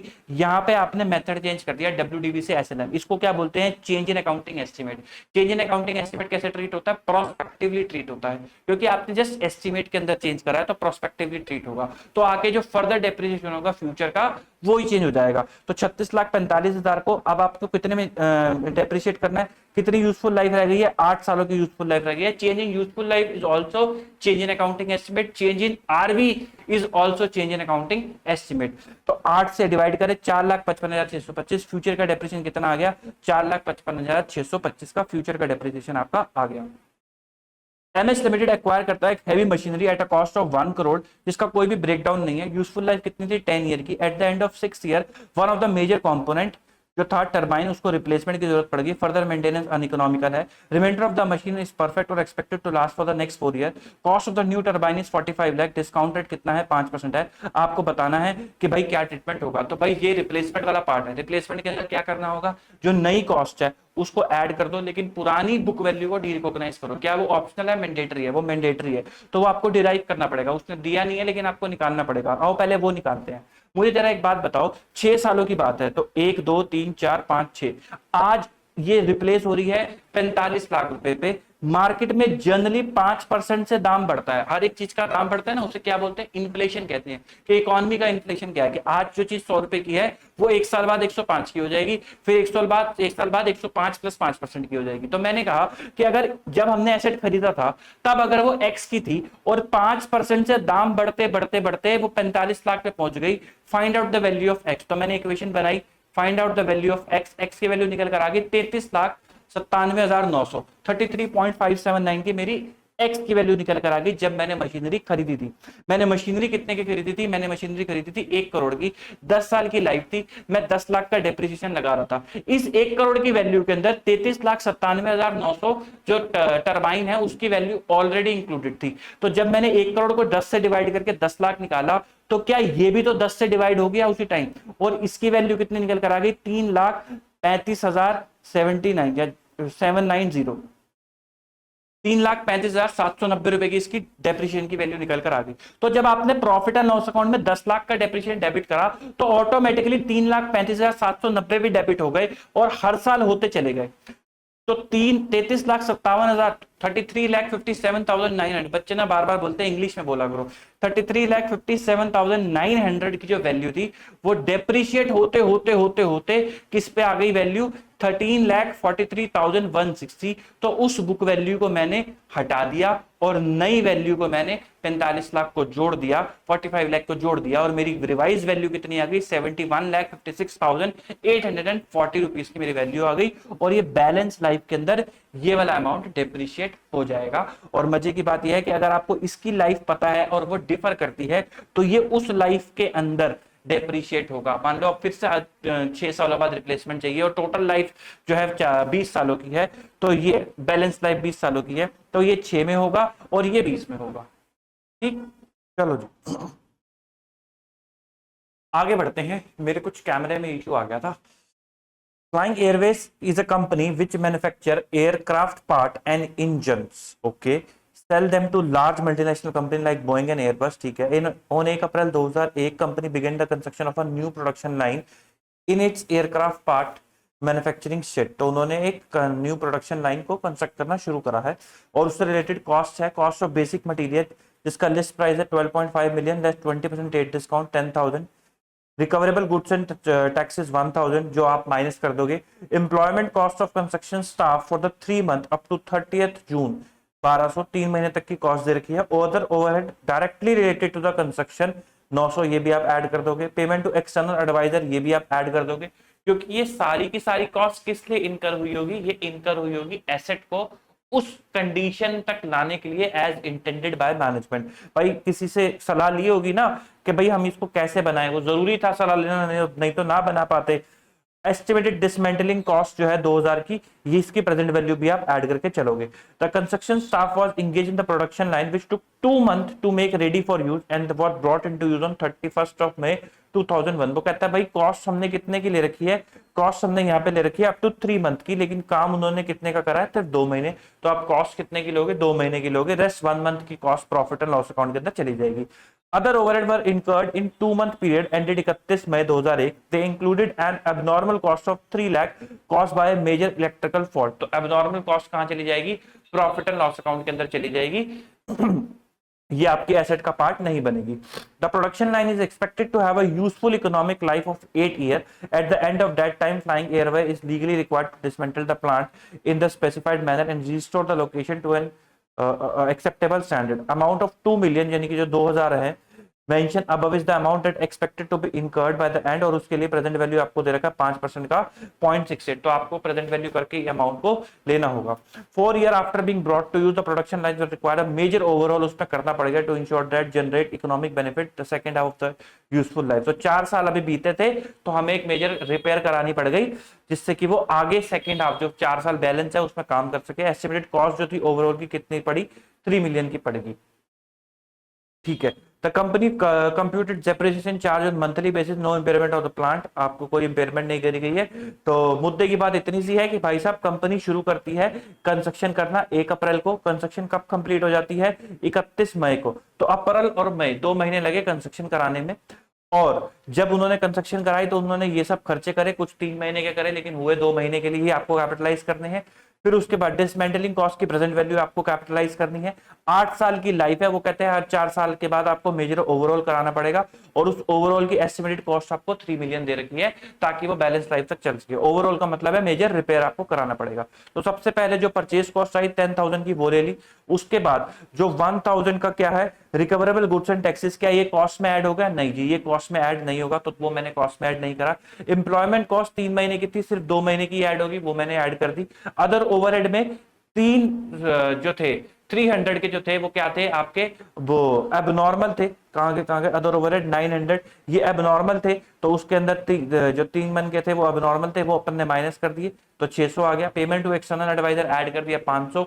डिसमेंटलिंग की जो प्रेजेंट वैल्यू थी वो भी ऐड कर दी। ये आ गई टोटल कॉस्ट। अब आपको उसको कंपोनेंट वाइज लगाना पड़ेगा, ओवरऑल में कितना और बैलेंस में कितना। तो उसने कहा है कि ओवरऑल का एस्टिमेटेड कॉस्ट आता है 3000 का, तो ओवरऑल की कॉस्ट आ जाएगी 3000, बैलेंस आ जाएगा 10,260। तो 3000 का जो कॉस्ट है वो हर 4 साल के अंदर ओवरऑल आपको करवाना है। ये लिखा 4 years after being brought into use, उसमें ओवरऑल कराना पड़ेगा, यानी कि एक ओवरऑल की लाइफ कितनी हो गई, 4 साल की। 10 महीने का डेप्रिसिएशन लगेगा, क्योंकि अप्रैल और मई 2 महीने रेडी होने में लगे, 31 मई को रेडी हुई है तो 10 महीने का डेप्रिसिएशन लगा 625। बैलेंस जो आपकी कॉस्ट है 10,260, उसकी 8 साल की लाइफ है, उस पर भी 10 महीने का डेप्रिसिएशन लगेगा 1069। टोटल डेप्रिसिएशन आ जाएगा आपका 1694 का, आपका टोटल डेप्रिसिएशन आ जाएगा। This is component based accounting. ठीक, आगे बढ़ते हैं। ऑन 1 अप्रैल 2019 एंटिटी परचेज करता है office block building for 50 lakh और पे करता है non refundable property transfer tax, direct legal cost 2.5 lakh और 50,000, ये आप ऐड कर दोगे व्हाइल एक्वायरिंग द बिल्डिंग। 2019 में एंटिटी रीडेवलप करती है बिल्डिंग को इनटू 2 स्टोरी बिल्डिंग, अब उन्होंने इसको 2 स्टोरी बना दिया है, और एक्सपेंडिचर हुआ है 1 लाख बिल्डिंग के प्लान अप्रूवल के लिए, 10 लाख कंस्ट्रक्शन के लिए, जिसमें 60,000 रिफंडेबल है और 40,000 due to abnormal wastage of material and labour. तो एबनॉर्मल वाला आप ऐड नहीं करोगे, 10 लाख की कंस्ट्रक्शन कॉस्ट ऐड हो जाएगी, 1 लाख का बिल्डिंग प्लान अप्रूवल जो है आपका, ये भी आपका ऐड हो जाएगा। When the redevelopment of the building was completed on 1 October, entity rent out कर देती है ground floor of the building अपनी सब्सिडरी को under operating lease in return of rental payment. तो ये उस एंटिटी के लिए, पेरेंट कंपनी के लिए क्या बन गई अब, इन्वेस्टमेंट प्रॉपर्टी। जो ग्राउंड फ्लोर हो गया वो क्या बन गया, इन्वेस्टमेंट प्रॉपर्टी, क्योंकि होल्डिंग ने सब्सिडरी को दे रखा है। स्टैंड अलोन फाइनेंशियल में इन्वेस्टमेंट प्रॉपर्टी, कंसोलिडेटेड फाइनेंशियल में तो कोई ग्रुप है, कोई अलग अलग एंटिटी है नहीं, तो पूरी की पूरी बिल्डिंग क्या बन जाएगी आपकी, वो पीपीई ही बन जाएगी, ऑनर ऑक्यूपाइड प्रॉपर्टी ही बन जाएगी। Subsidiary uses the building as a retail outlet for its product, तो सब्सिडरी है वो अपनी बिल्डिंग को रिटेल आउटलेट की तरह इस्तेमाल करेगा। एंटिटी केप्ट फर्स्ट फ्लोर अपने ओन एडमिनिस्ट्रेशन के लिए, ठीक है, सब्सिडरी जो मर्जी करे और हम लोग फर्स्ट फ्लोर अपने पास रख रहे हैं अपने लिए। अब वो कहता है एंटिटी बताओ कैसे अकाउंट फॉर करेगा, कंसोल के अंदर भी बताओ और खर्चे भी बताओ। तो जो परचेज अमाउंट था बिल्डिंग का वो जुड़ जाएगा, नॉन रिफंडेबल प्रॉपर्टी टैक्स, ये सब जोड़ जड़ा के आपकी बिल्डिंग बनेगी 53 लाख रुपए की। फिर उसके बाद जब आपने रीडेवलपमेंट करी तो रीडेवलपमेंट के 1 लाख रुपए बिल्डिंग प्लान के जुड़ जाएंगे, और 10 लाख का खर्चा जिसमें से 60,000 जो थे आपके रिफंडेबल थे, तो 9,40,000 नेट आपका ये खर्चा जुड़ जाएगा। जो एबनॉर्मल वेस्टेज थी वो आप खर्चा नहीं जोड़ोगे, तो आपकी बिल्डिंग पड़ेगी 63,40,000 रुपए की, टोटल बिल्डिंग पड़ी। अब जो ग्राउंड फ्लोर है वो स्टैंड अलोन फाइनेंशियल स्टेटमेंट में क्या बनेगा, इन्वेस्टमेंट प्रॉपर्टी, उस पे क्या लगाओगे, इंड AS 40। इन्वेस्टमेंट प्रॉपर्टी हमेशा किस पे दिखता है, कॉस्ट पे दिखता है, क्योंकि दोनों इक्वल फ्लोर है तो इक्वल कॉस्ट बढ़ जाएगी। तो स्टैंड अलोन में इन्वेस्टमेंट प्रॉपर्टी कितने का दिखेगा, 31,70,000, सीधा इसका हाफ हो रखा है, 31,70,000। और ग्राउंड फ्लोर कंसोल के अंदर कितना दिखेगा, कैसे दिखेगा, प्रॉपर्टी प्लांट इक्विपमेंट में, तो टोटल वैल्यू कितनी दिखेगी, 63,40,000। यही टेबल मैंने यहाँ पे बना रखा है। ग्राउंड फ्लोर स्टैंड अलोन में दिखा as an investment property, first floor दिखा स्टैंड अलोन में प्रॉपर्टी प्लांट इक्विपमेंट, और कंसोल में दोनों ही पीपी दिखेंगे, क्योंकि ग्रुप लेवल पे तो कुछ हुआ ही नहीं है। वैल्यू क्या क्या दिखेगी, स्टैंड अलोन में इन्वेस्टमेंट प्रॉपर्टी दिखेगी 3170 की, कंसोल में इन्वेस्टमेंट प्रॉपर्टी दिखेगी ही नहीं, स्टैंड अलोन में पीपी दिखेगी 3170 की, और कंसोल में पीपी दिखेगी फुल वैल्यू पे 63,40,000 पे। ये मैंने टेबल फॉर्मेट में आपको समझाने के लिए बना रखा है। आगे बढ़ते हैं। 1 अप्रैल 2001 को सन लिमिटेड परचेस करता है लैंड 10 मिलियन का, जिसके अंदर लीगल कॉस्ट भी लगी है 1 लाख की, जो ऑलरेडी एडेड है और ऐड होनी भी चाहिए। In order to construct new factory, construction कब शुरू हुआ, 1 मई को शुरू हुआ। सन लिमिटेड इनकर्ड करता है following cost, preparation and levelling of land 3 lakh rupees, material खरीदा 6.08 मिलियन का, 6.08 मिलियन का, एम्प्लॉयमेंट कॉस्ट कंस्ट्रक्शन वर्कर की लगी 2 लाख रुपए की, overhead cost incurred directly on the construction, ये डायरेक्टली है भाई, ये कैपिटलाइज हो जाएगी 1 lakh per month. Okay, other ongoing overhead allocated to construction using the company normal policy, ये कैपिटलाइज नहीं करोगे क्योंकि ये जनरल एलोकेशन है 50,000। Income receive during the temporary use of factory premises as a car parking, आप क्या बना रहे थे, आप बना रहे थे न्यू फैक्ट्री, आप नई फैक्ट्री बना रहे थे, कार पार्किंग की एक्टिविटी कहीं से भी रिलेटेड नहीं है उसके इंटेंडेड यूज से, तो क्योंकि ये एक्टिविटी रिलेटेड नहीं है तो देयरफॉर इससे आने वाली इनकम कहां चली जाएगी, प्रॉफिट एंड लॉस अकाउंट के अंदर। बट अगर वो कह दे कि फैक्ट्री जो बनने के बाद हमने कुछ गुड्स प्रोड्यूस करे और गुड्स प्रोड्यूस करके बेचे, या गुड्स प्रोड्यूस करने की ये कॉस्ट आई और उसको बेचने की ये इनकम आई, तो नेट कॉस्ट ये आई, तो बट वो आप ऐड कर दोगे क्योंकि गुड्स को प्रोड्यूस करना अल्टीमेटली आपका ऑब्जेक्टिव था प्लांट के केस में। या फिर कोई भी ऐसी एक्टिविटी होती जो उसकी इंटेंडेड यूज के लिए होती, जो आपको चाहिए होता है उसको यूज करने के लिए, तो उसकी कॉस्ट आप ऐड कर देते, उसकी इनकम आप लेस कर देते। बट अगर कोई एक्टिविटी हुई है जो उसके इंटेंडेड यूज से डिफर करती है, तो उससे होने वाली कॉस्ट भी पीएनएल में चली जाएगी और इनकम भी पीएनएल के अंदर चली जाएगी। एग्जांपल के लिए ये कार वाला केस। फिर उसके बाद income receive during the temporary, चाहिए तो कर लिया। Cost of relocating employ, relocation की कॉस्ट जो है वो प्रॉफिट एंड लॉस अकाउंट में चली जाएगी, क्योंकि वो इंटेंडेड यूज नहीं था, आपका जो इंटेंशन था एम्प्लॉय को शिफ्ट करने का नहीं था ना, वो तो बाय चांस उसकी वजह से हो रहा है। ठीक। कॉस्ट ऑफ ओपनिंग सेरेमनी, पंडित जी को बुलाना कोई जरूरी नहीं था, वो ना भी आते तो भी चल जाता, 1.5 लाख रुपए का, ये भी पीएनएल के अंदर चला जाएगा। फैक्ट्री कंप्लीट होगी कब? 30 नवंबर को। तो आपकी फैक्ट्री ने टाइम कितना लिया? मई, जून, जुलाई, अगस्त, सितंबर, अक्टूबर, नवंबर, 7 महीने लिए आपकी फैक्ट्री ने, जो एक सब्सटेंशियल पीरियड है इंडेक्स 23 के हिसाब से। और प्रोडक्शन कब स्टार्ट हुई? 1 फरवरी को। तो 30 नवंबर आपके लिए डेट मानी जाएगी रेडी फॉर यूज। 1 फरवरी तो आपके लिए पुट टू यूज है, जो आप टैक्स में यूज करते हो, अकाउंट्स के यहाँ पे आप क्या यूज करोगे? 30 नवंबर। Overall useful life factory building की कितनी है? 40 इयर्स की यूजफुल लाइफ है। लेकिन रूफ की लाइफ कितनी है? 20 इयर्स की है। और रूफ की कॉस्ट कितनी है? 30% ऑफ द टोटल कॉस्ट। 40 साल के एंड में लीगली इन्फोर्सेबल ऑब्लिगेशन है कि फैक्ट्री को डिमोलिश करना पड़ेगा। डायरेक्टर ने एस्टिमेट करी है कॉस्ट 20 मिलियन की आएगी, जिसका डिस्काउंटिंग फैक्टर भी आपको दे रखा है, तो आप प्रेजेंट वैल्यू कर दोगे।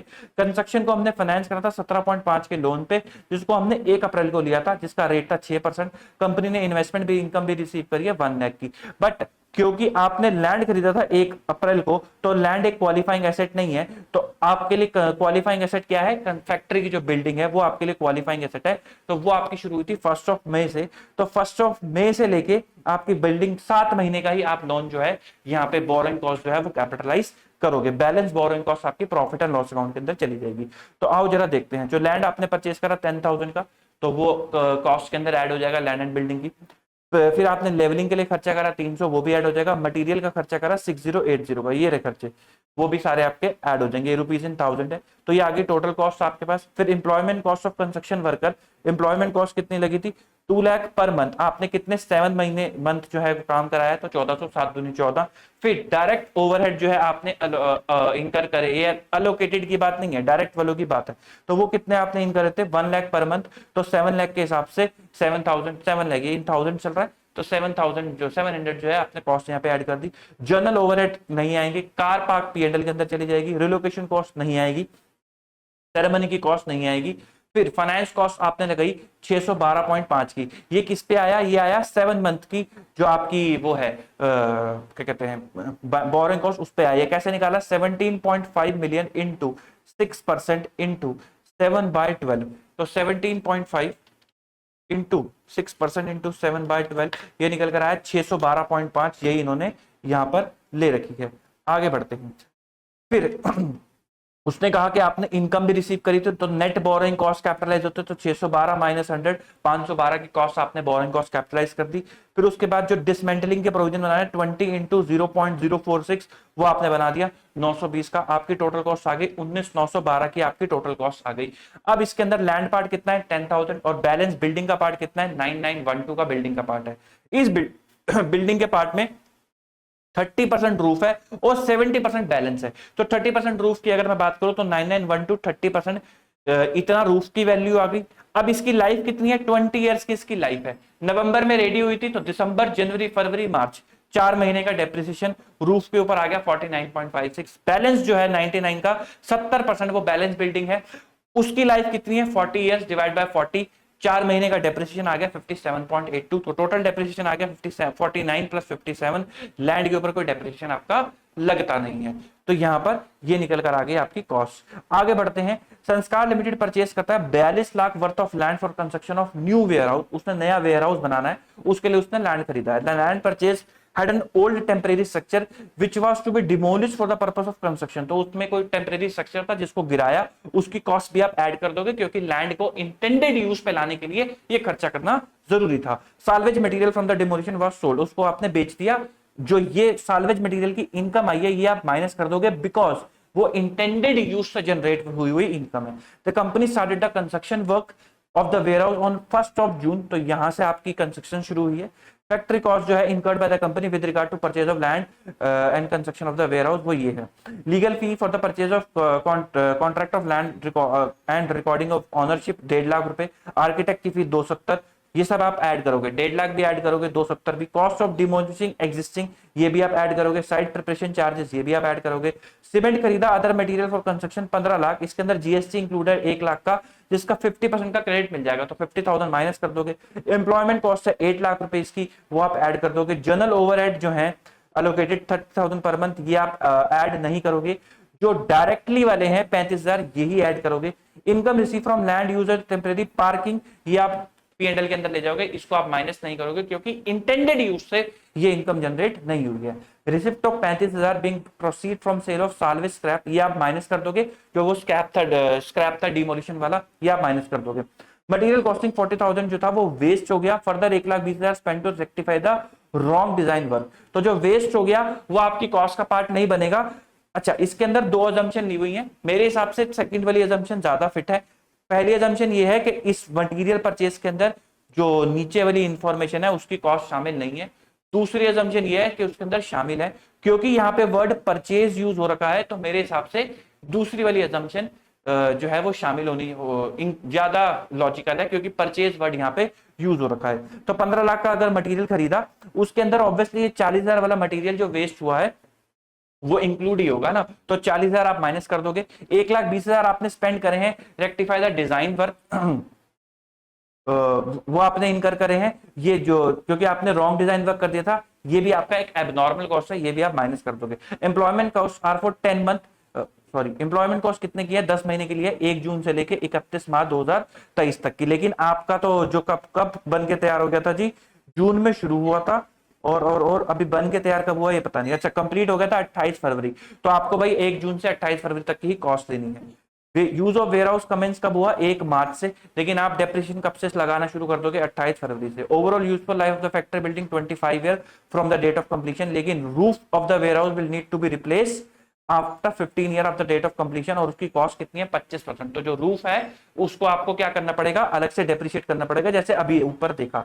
At the end of 25 period, संस्कार limited legally bound to demolish the factory and restore the site to its original condition। Director को लगता है 25 ईयर टाइम में 80 लाख का खर्चा होगा, और आपको प्रेजेंट वैल्यू फैक्टर भी उसने दे रखा है, तो उससे मल्टीप्लाई करके आप डिमोलिशन की वैल्यू निकाल लोगे। संस्कार limited raised a loan of 60 lakh 10% on 1 जून को ही लोन ले लिया। पिछले वाले क्वेश्चन में 1 अप्रैल को लिया था, तो लेकिन जब से हमने कंस्ट्रक्शन शुरू करी थी, क्योंकि बोरिंग कॉस्ट की कंडीशंस होती है ना कि बोरिंग कॉस्ट इनकर हो रही हो, कंस्ट्रक्शन जो रिलेटेड एक्टिविटीज है वो कमेंस हो चुकी हो, तभी आप बोरिंग कॉस्ट कैपिटलाइज करना शुरू करते हो। तो इसलिए वो उस दिन शुरू हो रही थी जब आपने फैक्ट्री बिल्डिंग को कमेंस करा था कंस्ट्रक्शन करना। यहाँ पे बोरिंग कॉस्ट इनकरी कब से हो रही है, 1 जून से हो रही है, तो आप कैपिटलाइजेशन कब से शुरू करोगे, 1 जून से करोगे। अच्छा, उसने इन्वेस्टमेंट इनकम भी रिसीव करी है, ये आप माइनस कर दोगे। Assume that the cost of demolition of old structure is directly attributable, तो ठीक है एट्रिब्यूटेबल है, और state and method of depreciation आपको लगाना है, और पुरानी चीजें आपको निकालनी है। आओ जरा देखें, तो जो लैंड खरीदा वो आप इंक्लूड कर दोगे। लैंड कितने का खरीदा था, देखो जी कहाँ का गया, 42 लाख रुपीस का, वो देखो हमने ऐड कर दिया, कोई दिक्कत वाली बात नहीं है। फिर लीगल फीस जो 1.5 लाख रुपए की अपने नाम पे कराने के लिए लगाई, वो भी आपने ऐड कर दिया, कहाँ गया जी, ये 1.5 lakh. Architecture 270 add, cost of demolishing 135, ये भी ऐड।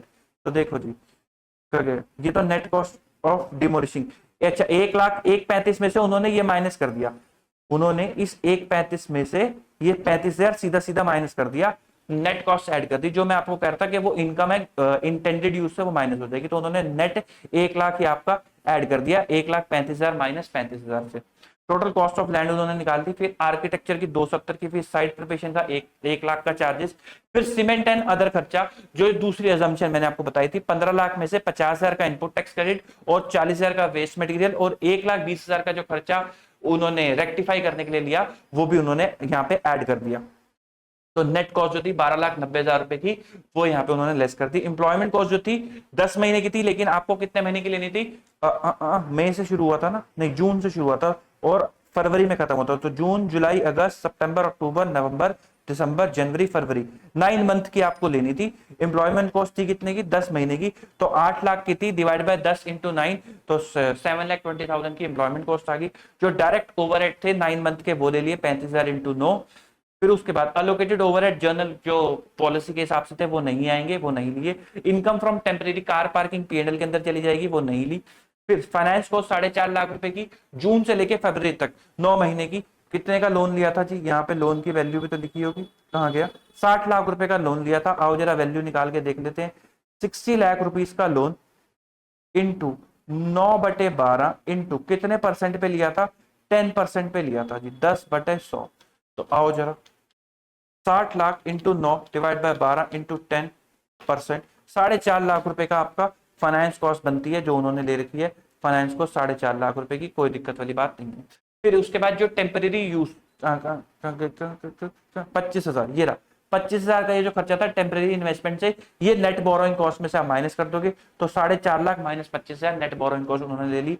फिर डिमोलिशन की जो कॉस्ट थी 80 लाख का, उसका प्रेजेंट वैल्यू निकाल दिया तो 7,36,000। टोटल कॉस्ट कितने की आ गई? 38,56,000 रुपए की आपकी टोटल कॉस्ट आ गई। अब इस 38,56,000 के अंदर आपको डेप्रिसिएशन निकालना होगा 38,56,000 में रूफ का कितना है और उसका कितना है। अच्छा, इसके अंदर लैंड की वैल्यू क्या है? 44,50,000। तो 38,56 जो आ रहा है ना, लैंड को हटा के आ रहा है। कहीं आप बोलोगे इसके अंदर लैंड शामिल है, इसके अंदर लैंड शामिल नहीं है, उन्होंने लैंड की कॉस्ट अलग से निकाल रखी है 44,50,000। तो 38,56 में सीधा सीधा रूफ की वैल्यू निकाली जो की थी 25%, जिसकी लाइफ कितनी उसने बोली थी? रूफ की लाइफ उसने बोली थी 15 साल की, 15 ईयर्स की उसने रूफ की लाइफ बोली थी, 25% की टोटल कॉस्ट थी। तो 15 साल की रूफ की लाइफ, 15 साल की रूफ की लाइफ, और फरवरी में तैयार हुआ था, 1 महीने का डेप्रिसिएशन 5356। इससे 75% बैलेंस जो लाइफ थी वो 25 साल थी, 1 महीने का डेप्रिसिएशन 9640। टोटल वैल्यू आ गई 14,996। फिर उसके बाद calculation of carrying value of warehouse जब आपने निकालोगे तो टोटल वैल्यू माइनस दिस, ये आ गई आपकी वेयर हाउस की कैरिंग वैल्यू। लैंड की वैल्यू अगर आपसे कोई पूछे तो वो आ जाएगी 44,50,000। लैंड पे डेप्रिसिएशन लगता नहीं, कोई दिक्कत वाली बात इसके अंदर है नहीं। बढ़ते हैं आगे, अगला सवाल। H Limited purchase an item of PPE costing rupees 100 million which has a useful life of 10 years. The entity has a contractual decommissioning and site restoration obligation जिसके estimation कितना है? 5 million incur at the end of 10th year, और उसको 8% का rate दे रखा है। Company follow करती है SLM। H Limited follow cost model for accounting. They determine the carrying value of PPE and decommissioning liability at the each year end when there is no change in expected decommissioning expense and expected timing of incurring, और या फिर eight the end of 4 year entity को expect हुआ कि estimated cash flow outflow जो होंगे वो 8 million होंगे, ना कि 5 मिलियन। अच्छा, चेंज इन डीकमीशनिंग की पहले बात कर लेते हैं, वो मैंने ऊपर छुड़वा दिया था क्योंकि मैं चाह रहा था सवाल आ जाए पहले।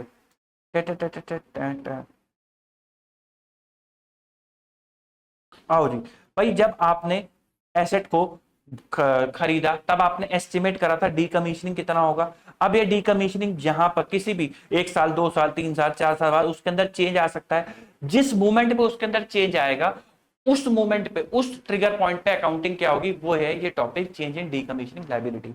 अच्छा, जब आप इनिशियली रिकॉग्नाइज करते हो अपनी डीकमीशनिंग तो आप एंट्री क्या करते हो? Asset account debit to provision. फिर आप हर साल इस प्रोविजन को वाइंड अप करते रहते हो, बढ़ाते रहते हो एज अ फाइनेंस कॉस्ट, और एंट्री क्या करते हो? Finance cost to provision. तो वो हमेशा हर साल बढ़ता रहता है। तो मान लो आपने यहां पे प्रोविजन बुक करा था 8 मिलियन का, अब वो आपने फाइनेंस कॉस्ट से आप बढ़ाते गए और यहां पे आके वो हो गया 8.5 मिलियन का। अब आपको लग रहा है कि भाई साहब 10 मिलियन होगा, तो जो चेंज है वो ये वाला चेंज है, वो 10 और 8 का चेंज नहीं लेना, 8.5 और 10 का चेंज लेना है 1.5, और उससे अकाउंटिंग करनी है जो नीचे अभी बताएंगे। ठीक, तो अकाउंटिंग कैसे करनी है भाई? डिपेंड करता है कि आपने एसेट को कॉस्ट पे रखा है या फिर रिवैल्यूएशन पे रखा है। यदि आपने एसेट को कॉस्ट पे रखा है तो इंक्रीज इन लायबिलिटी, जब भी लायबिलिटी बढ़ेगी तो लायबिलिटी जब बढ़ेगी तो क्रेडिट करोगे, डेबिट किसको करोगे? एसेट को करोगे, क्योंकि यहाँ पे एसेट के अंदर बेवजह अमाउंट घुस रहा है। तो आपको हमेशा इंपेयरमेंट चेक करना है ऑलवेज, कि कहीं उसकी कैरिंग वैल्यू इतनी ज्यादा ना हो जाए कि उसका रिकवरेबल अमाउंट कम हो जाए, तो आपको इंपेयरमेंट चेक करना है। डिक्रीज इन अगर लायबिलिटी होती है तो लायबिलिटी डिक्रीज होगी तो डेबिट करोगे, क्रेडिट किसको कर दोगे? एसेट को। लेकिन ये नेगेटिव तो नहीं हो सकता, जितनी वैल्यू ऑफ एसेट है उतना ही लोग, तो जो भी डिफरेंस आएगा उसको कहां डाल दोगे? प्रॉफिट एंड लॉस अकाउंट के अंदर। यदि आपने फेयर वैल्यू यानी कि रीवैल्यूएशन पे रखा था एसेट को, तो डिपेंड करता है कि या तो रीवैल्यूएशन रिजर्व आ रहा होगा या फिर रीवैल्यूएशन रिजर्व नहीं आ रहा होगा। अगर रीवैल्यूएशन रिजर्व नहीं आ रहा होगा तो इसका मतलब है आपने लॉसेस को प्रॉफिट एंड लॉस अकाउंट के अंदर डाला होगा, क्योंकि रीवैल्यूएशन लॉसेस आए होंगे। तो अगर इंक्रीज हुई है लायबिलिटी, आपकी लायबिलिटी बढ़ी है, तो लायबिलिटी बढ़ी होगी तो क्रेडिट करा होगा, डेबिट किसको कर दोगे? रीवैल्यूएशन रिजर्व को। कोई भी डिफरेंस आएगा कहां ले जाओगे? प्रॉफिट एंड लॉस अकाउंट के अंदर। अगर लायबिलिटी डिक्रीज हुई है तो डिक्रीज करने के लिए क्या करोगे? डेबिट करोगे, क्रेडिट किसको कर दोगे? रीवैल्यूएशन रिजर्व को आप क्रेडिट कर दोगे। अगर रीवैल्यूएशन रिजर्व एग्जिस्ट नहीं करता, यानी कि पहले लॉसेस आ रखे थे, तो आप क्या करोगे? अगर लायबिलिटी डिक्रीज हुई है तो डिक्रीज होने के लिए क्या करोगे? लायबिलिटी को डेबिट करोगे, क्रेडिट किसको करोगे? प्रॉफिट एंड लॉस अकाउंट को। लेकिन कितने एक्सटेंट तक? जितना आपने रीवैल्यूएशन लॉस अर्लियर ईयर्स के अंदर डेबिट कर रखा था प्रॉफिट एंड लॉस अकाउंट में, और बैलेंसिंग फिगर कहां डाल दोगे, रीवैल्यूएशन रिजर्व के अंदर। लेकिन अगर लायबिलिटी इंक्रीज हुई है तो इंक्रीज करने के लिए क्रेडिट करोगे और डेबिट किसको कर दोगे, प्रॉफिट एंड लॉस अकाउंट को, क्योंकि there is no revaluation reserve exist at that date.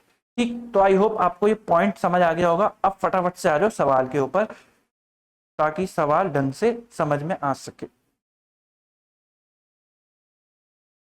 चलो जी, तो एसेट की कॉस्ट थी 100 की, 5 हमें लगता था कि 5 इयर्स, क्या कहते हैं, हमें लगता था कि 5 मिलियन का खर्चा होगा।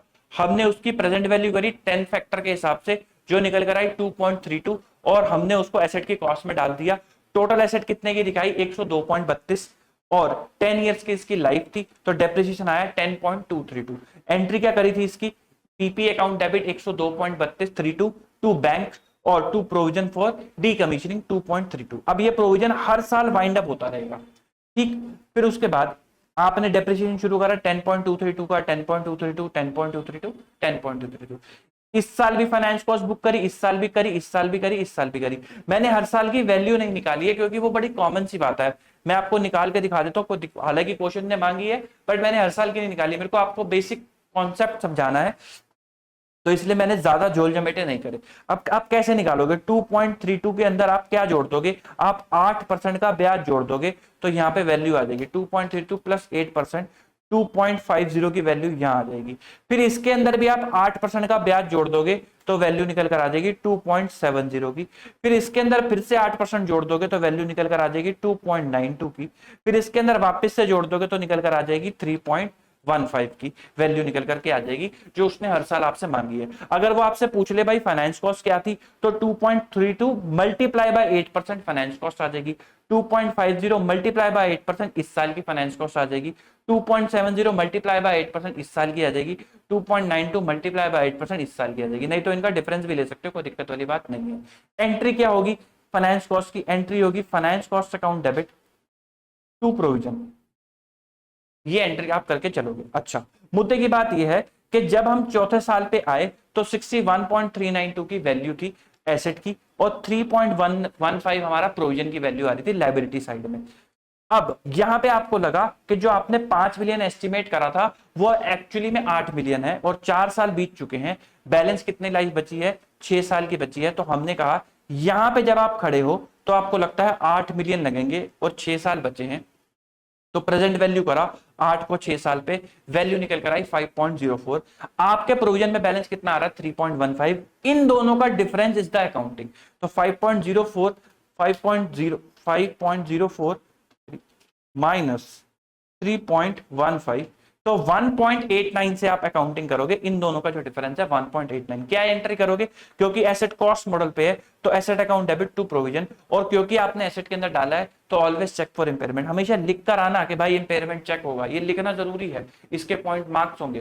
तो हमेशा चेक करना इंपेयरमेंट के लिए, क्योंकि एसेट के अंदर वैल्यू इंक्रीज हुई है, उसकी कैरिंग वैल्यू बढ़ी है। जो वो पहला पार्ट कह रहा है कि भाई कोई डीकमीशनिंग में चेंज नहीं आएगा, फिर तो कोई दिक्कत वाली बात ही नहीं है ना, फिर तो डेप्रिसिएशन लगाते जाना और कोई दिक्कत आएगी नहीं। आगे बढ़ते हैं। एंटिटी के पास एक न्यूक्लियर पावर प्लांट है, related decommissioning and related decommissioning liability. Nuclear power plant जो है स्टार्ट करता है ऑपरेटिंग 1 अप्रैल को।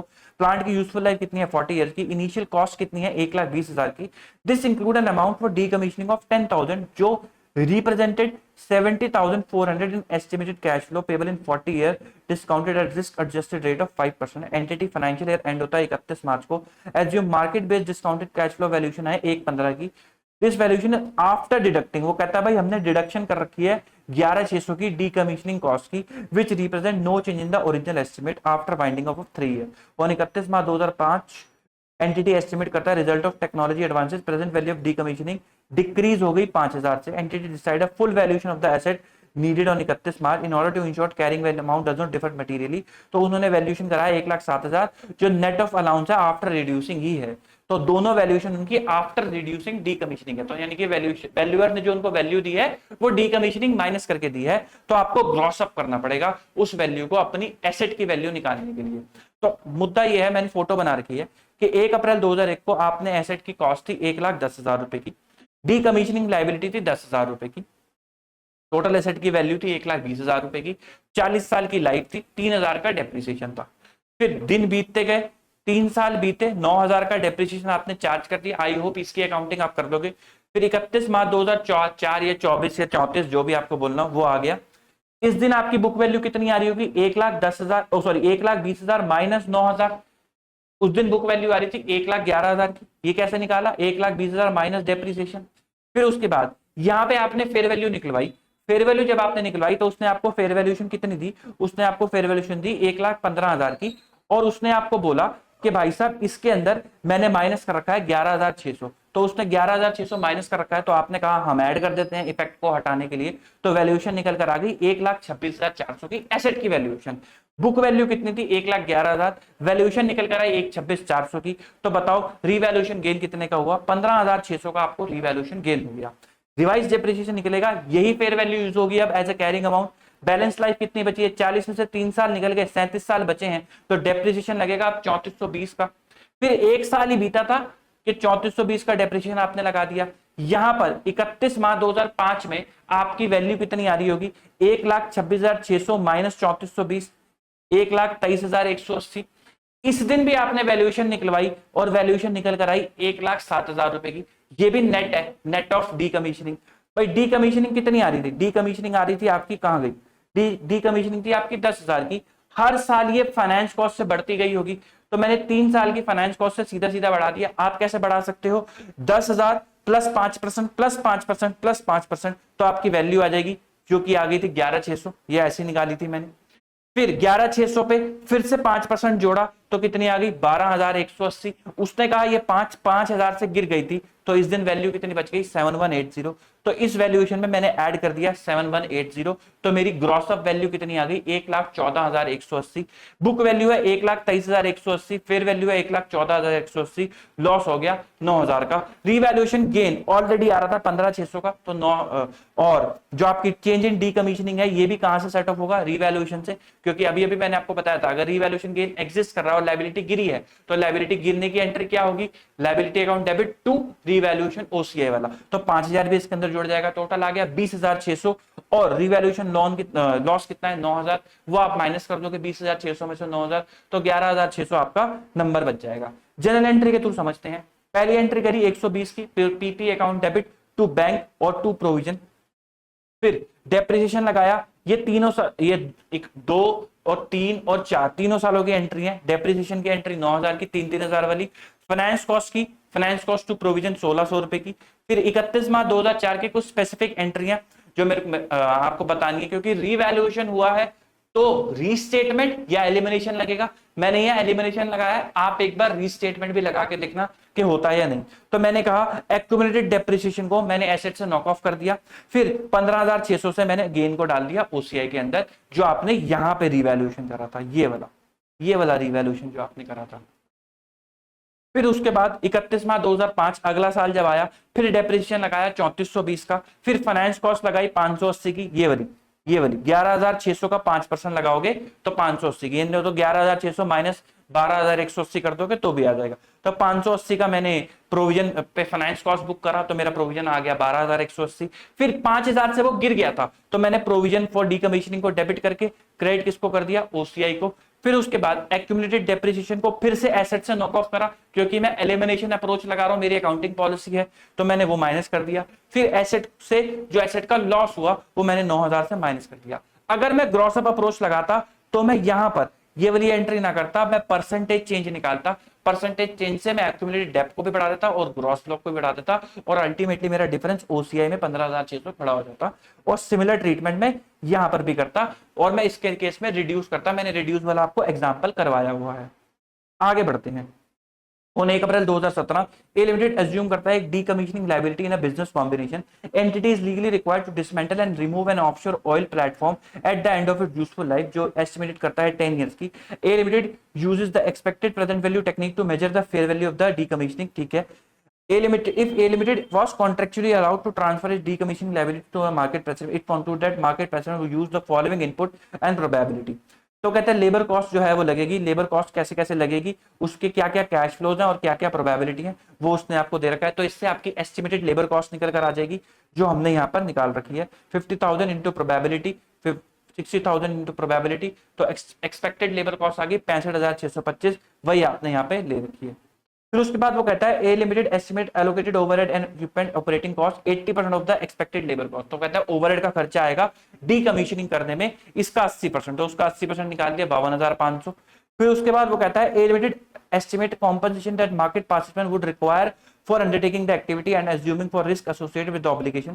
Third party contractor typically at 20% markup on labour and allocated internal contract cost. तो उस पे हमने 20% ऐड कर दिया जो उसका मार्जिन था, तो टोटल कॉस्ट आपके निकल कर आ गई 1,41,750। ये मैं क्या निकाल रहा हूँ, ये सब मैं निकाल रहा हूँ डीकमीशनिंग। कैसे निकाल रहा हूँ, एस्टिमेट करके कि भाई एस्टिमेटेड इतना लेबर लग जाएगा, इतनी ओवरहेड लग जाएगी, फिर जिस कॉन्ट्रैक्टर को देंगे वो इस पे 20% मार्जिन लेगा, तो टोटल खर्चा 1,41,750 का होगा eight the end of useful life. फिर उसके बाद वो कहता है एस्टिमेट करता है 5% premium of the expected cash flow including the effect of inflation, inflation का इफेक्ट लेके, for uncertainty inherent in the locking.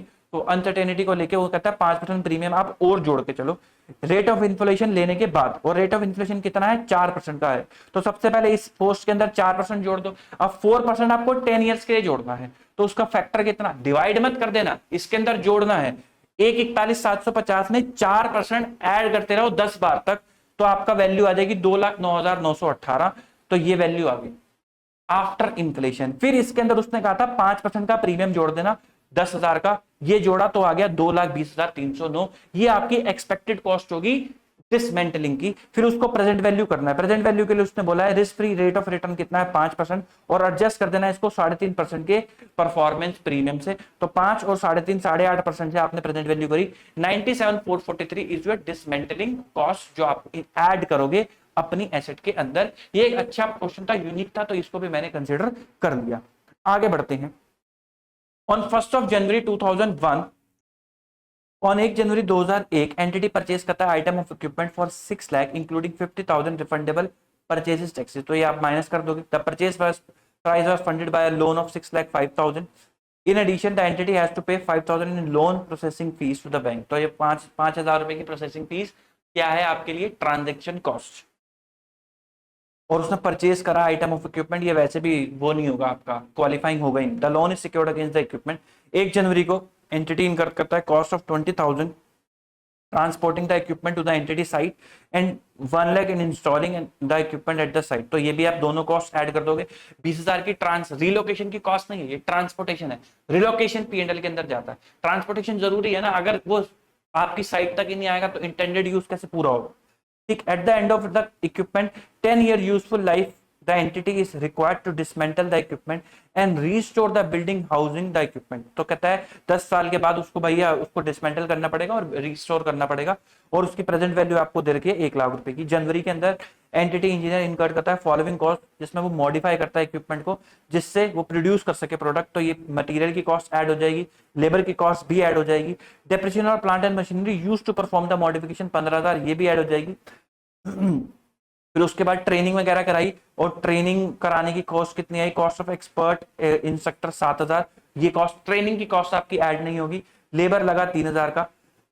In February तो the entity production team tested the equipment and engineer team made further modification necessary to get the equipment to function as intended by management. The following cost for incurred material net of 3,000 recovered from the sale of scrap 21,000। तो ये net cost आपकी add हो जाएगी, क्योंकि ये intended जो activity है उससे, इंटेंडेड यूज जो है उससे रिलेटेड एक्टिविटी से जनरेट हुआ है। लेबर 16,000 ऐड हो जाएगी। जो ट्रेनिंग की कॉस्ट है वो ऐड नहीं होगी, क्योंकि एम्प्लॉय को ट्रेन कराना is not an intended use toward the asset. देखो एम्प्लॉय को ट्रेन कराना जरूरी है एसेट को, ताकि एम्प्लॉय एसेट को इस्तेमाल कर सके, बट वो एसेट उस तरीके से इस्तेमाल हो सके उसके लिए वो खर्चा जरूरी नहीं है। Equipment was ready for use on 1st of March, however because of the low initial order level the entity को लॉस हो गया 23,000 का, तो ये भी आपका ऐड नहीं होगा। तो आओ जरा देखते हैं। परचेज प्राइस कितना है, 6 लाख रुपए माइनस 50,000, 5.5 लाख रुपए। लोन रेजिंग की जो फीस है ये आपकी ट्रांजेक्शन कॉस्ट है, इसको आप एलिमिनेट कर दोगे अपनी लाइबिलिटी को अमोर्टाइज कॉस्ट पे दिखाते हुए। ट्रांसपोर्टेशन कॉस्ट ऐड कर दोगे, इंस्टॉलेशन ऐड कर दोगे। इन्वायरमेंटल रिस्टोरेशन कॉस्ट जो थी आपकी जो 1 लाख रुपए की थी, जिसकी प्रेजेंट वैल्यू थी, हाँ वो डिसमेंटलिंग वाली ये आप ऐड कर दोगे। प्रिपरेशन कॉस्ट, मटेरियल, लेबर और डेप्रिसिएशन ये आपने ऐड कर दिया 55, 65 और 15, ये आपने ऐड कर दिया 135। जो ट्रेनिंग कॉस्ट है वो P&L के अंदर जाएगी। Equipment was capable operating in the manner intended by management without incurring the training cost, तो ये डायरेक्टली एट्रीब्यूटेबल नहीं है। कॉस्ट ऑफ टेस्टिंग जो है 21,000 रुपए की, वो आप ऐड कर दोगे। ये नेट है 3,000 रुपए से, तो कोई दिक्कत वाली बात नहीं है। और 16,000 की लेबर लगी है, तो टोटल 37,000 आप ऐड कर दोगे। ऑपरेटिंग लॉसेस आप ऐड नहीं करते, बोरोइंग कॉस्ट आप ऐड नहीं करोगे क्योंकि वो क्वालिफाइंग एसेट नहीं है। टोटल आ जाएगा 9,42,000। तो यहां पे खत्म होता है आपका इंड एएस 16, जिसके अंदर हमने क्वेश्चन और कॉन्सेप्ट देखे। मैंने कोशिश करी कि आपको मैं कोर क्रक्स दे सकूं कि क्यों ये एक्टिविटी ऐड हुई, क्यों ये एक्टिविटी ऐड नहीं हुई, रेदर देन बहुत सारे क्वेश्चंस करके उसकी रट्टे लगा ले कि ये ऐड होता है, ये ऐड नहीं होता, और बाद में परेशान होते रहे कब क्या ऐड होना है, कब क्या ऐड नहीं होना। तो आई होप आपको एक क्या आपके लिए एक वैल्यू एडेड रहा होगा, आपको समझ आया होगा, मजा आया होगा। मिलेंगे ऐसे ही आपकी अगली वीडियो के अंदर, कॉन्सेप्चुअली बात करेंगे, चीजों को समझेंगे, अच्छे क्वेश्चंस करेंगे। गुड बाय, टाटा, take care, best of luck, bye.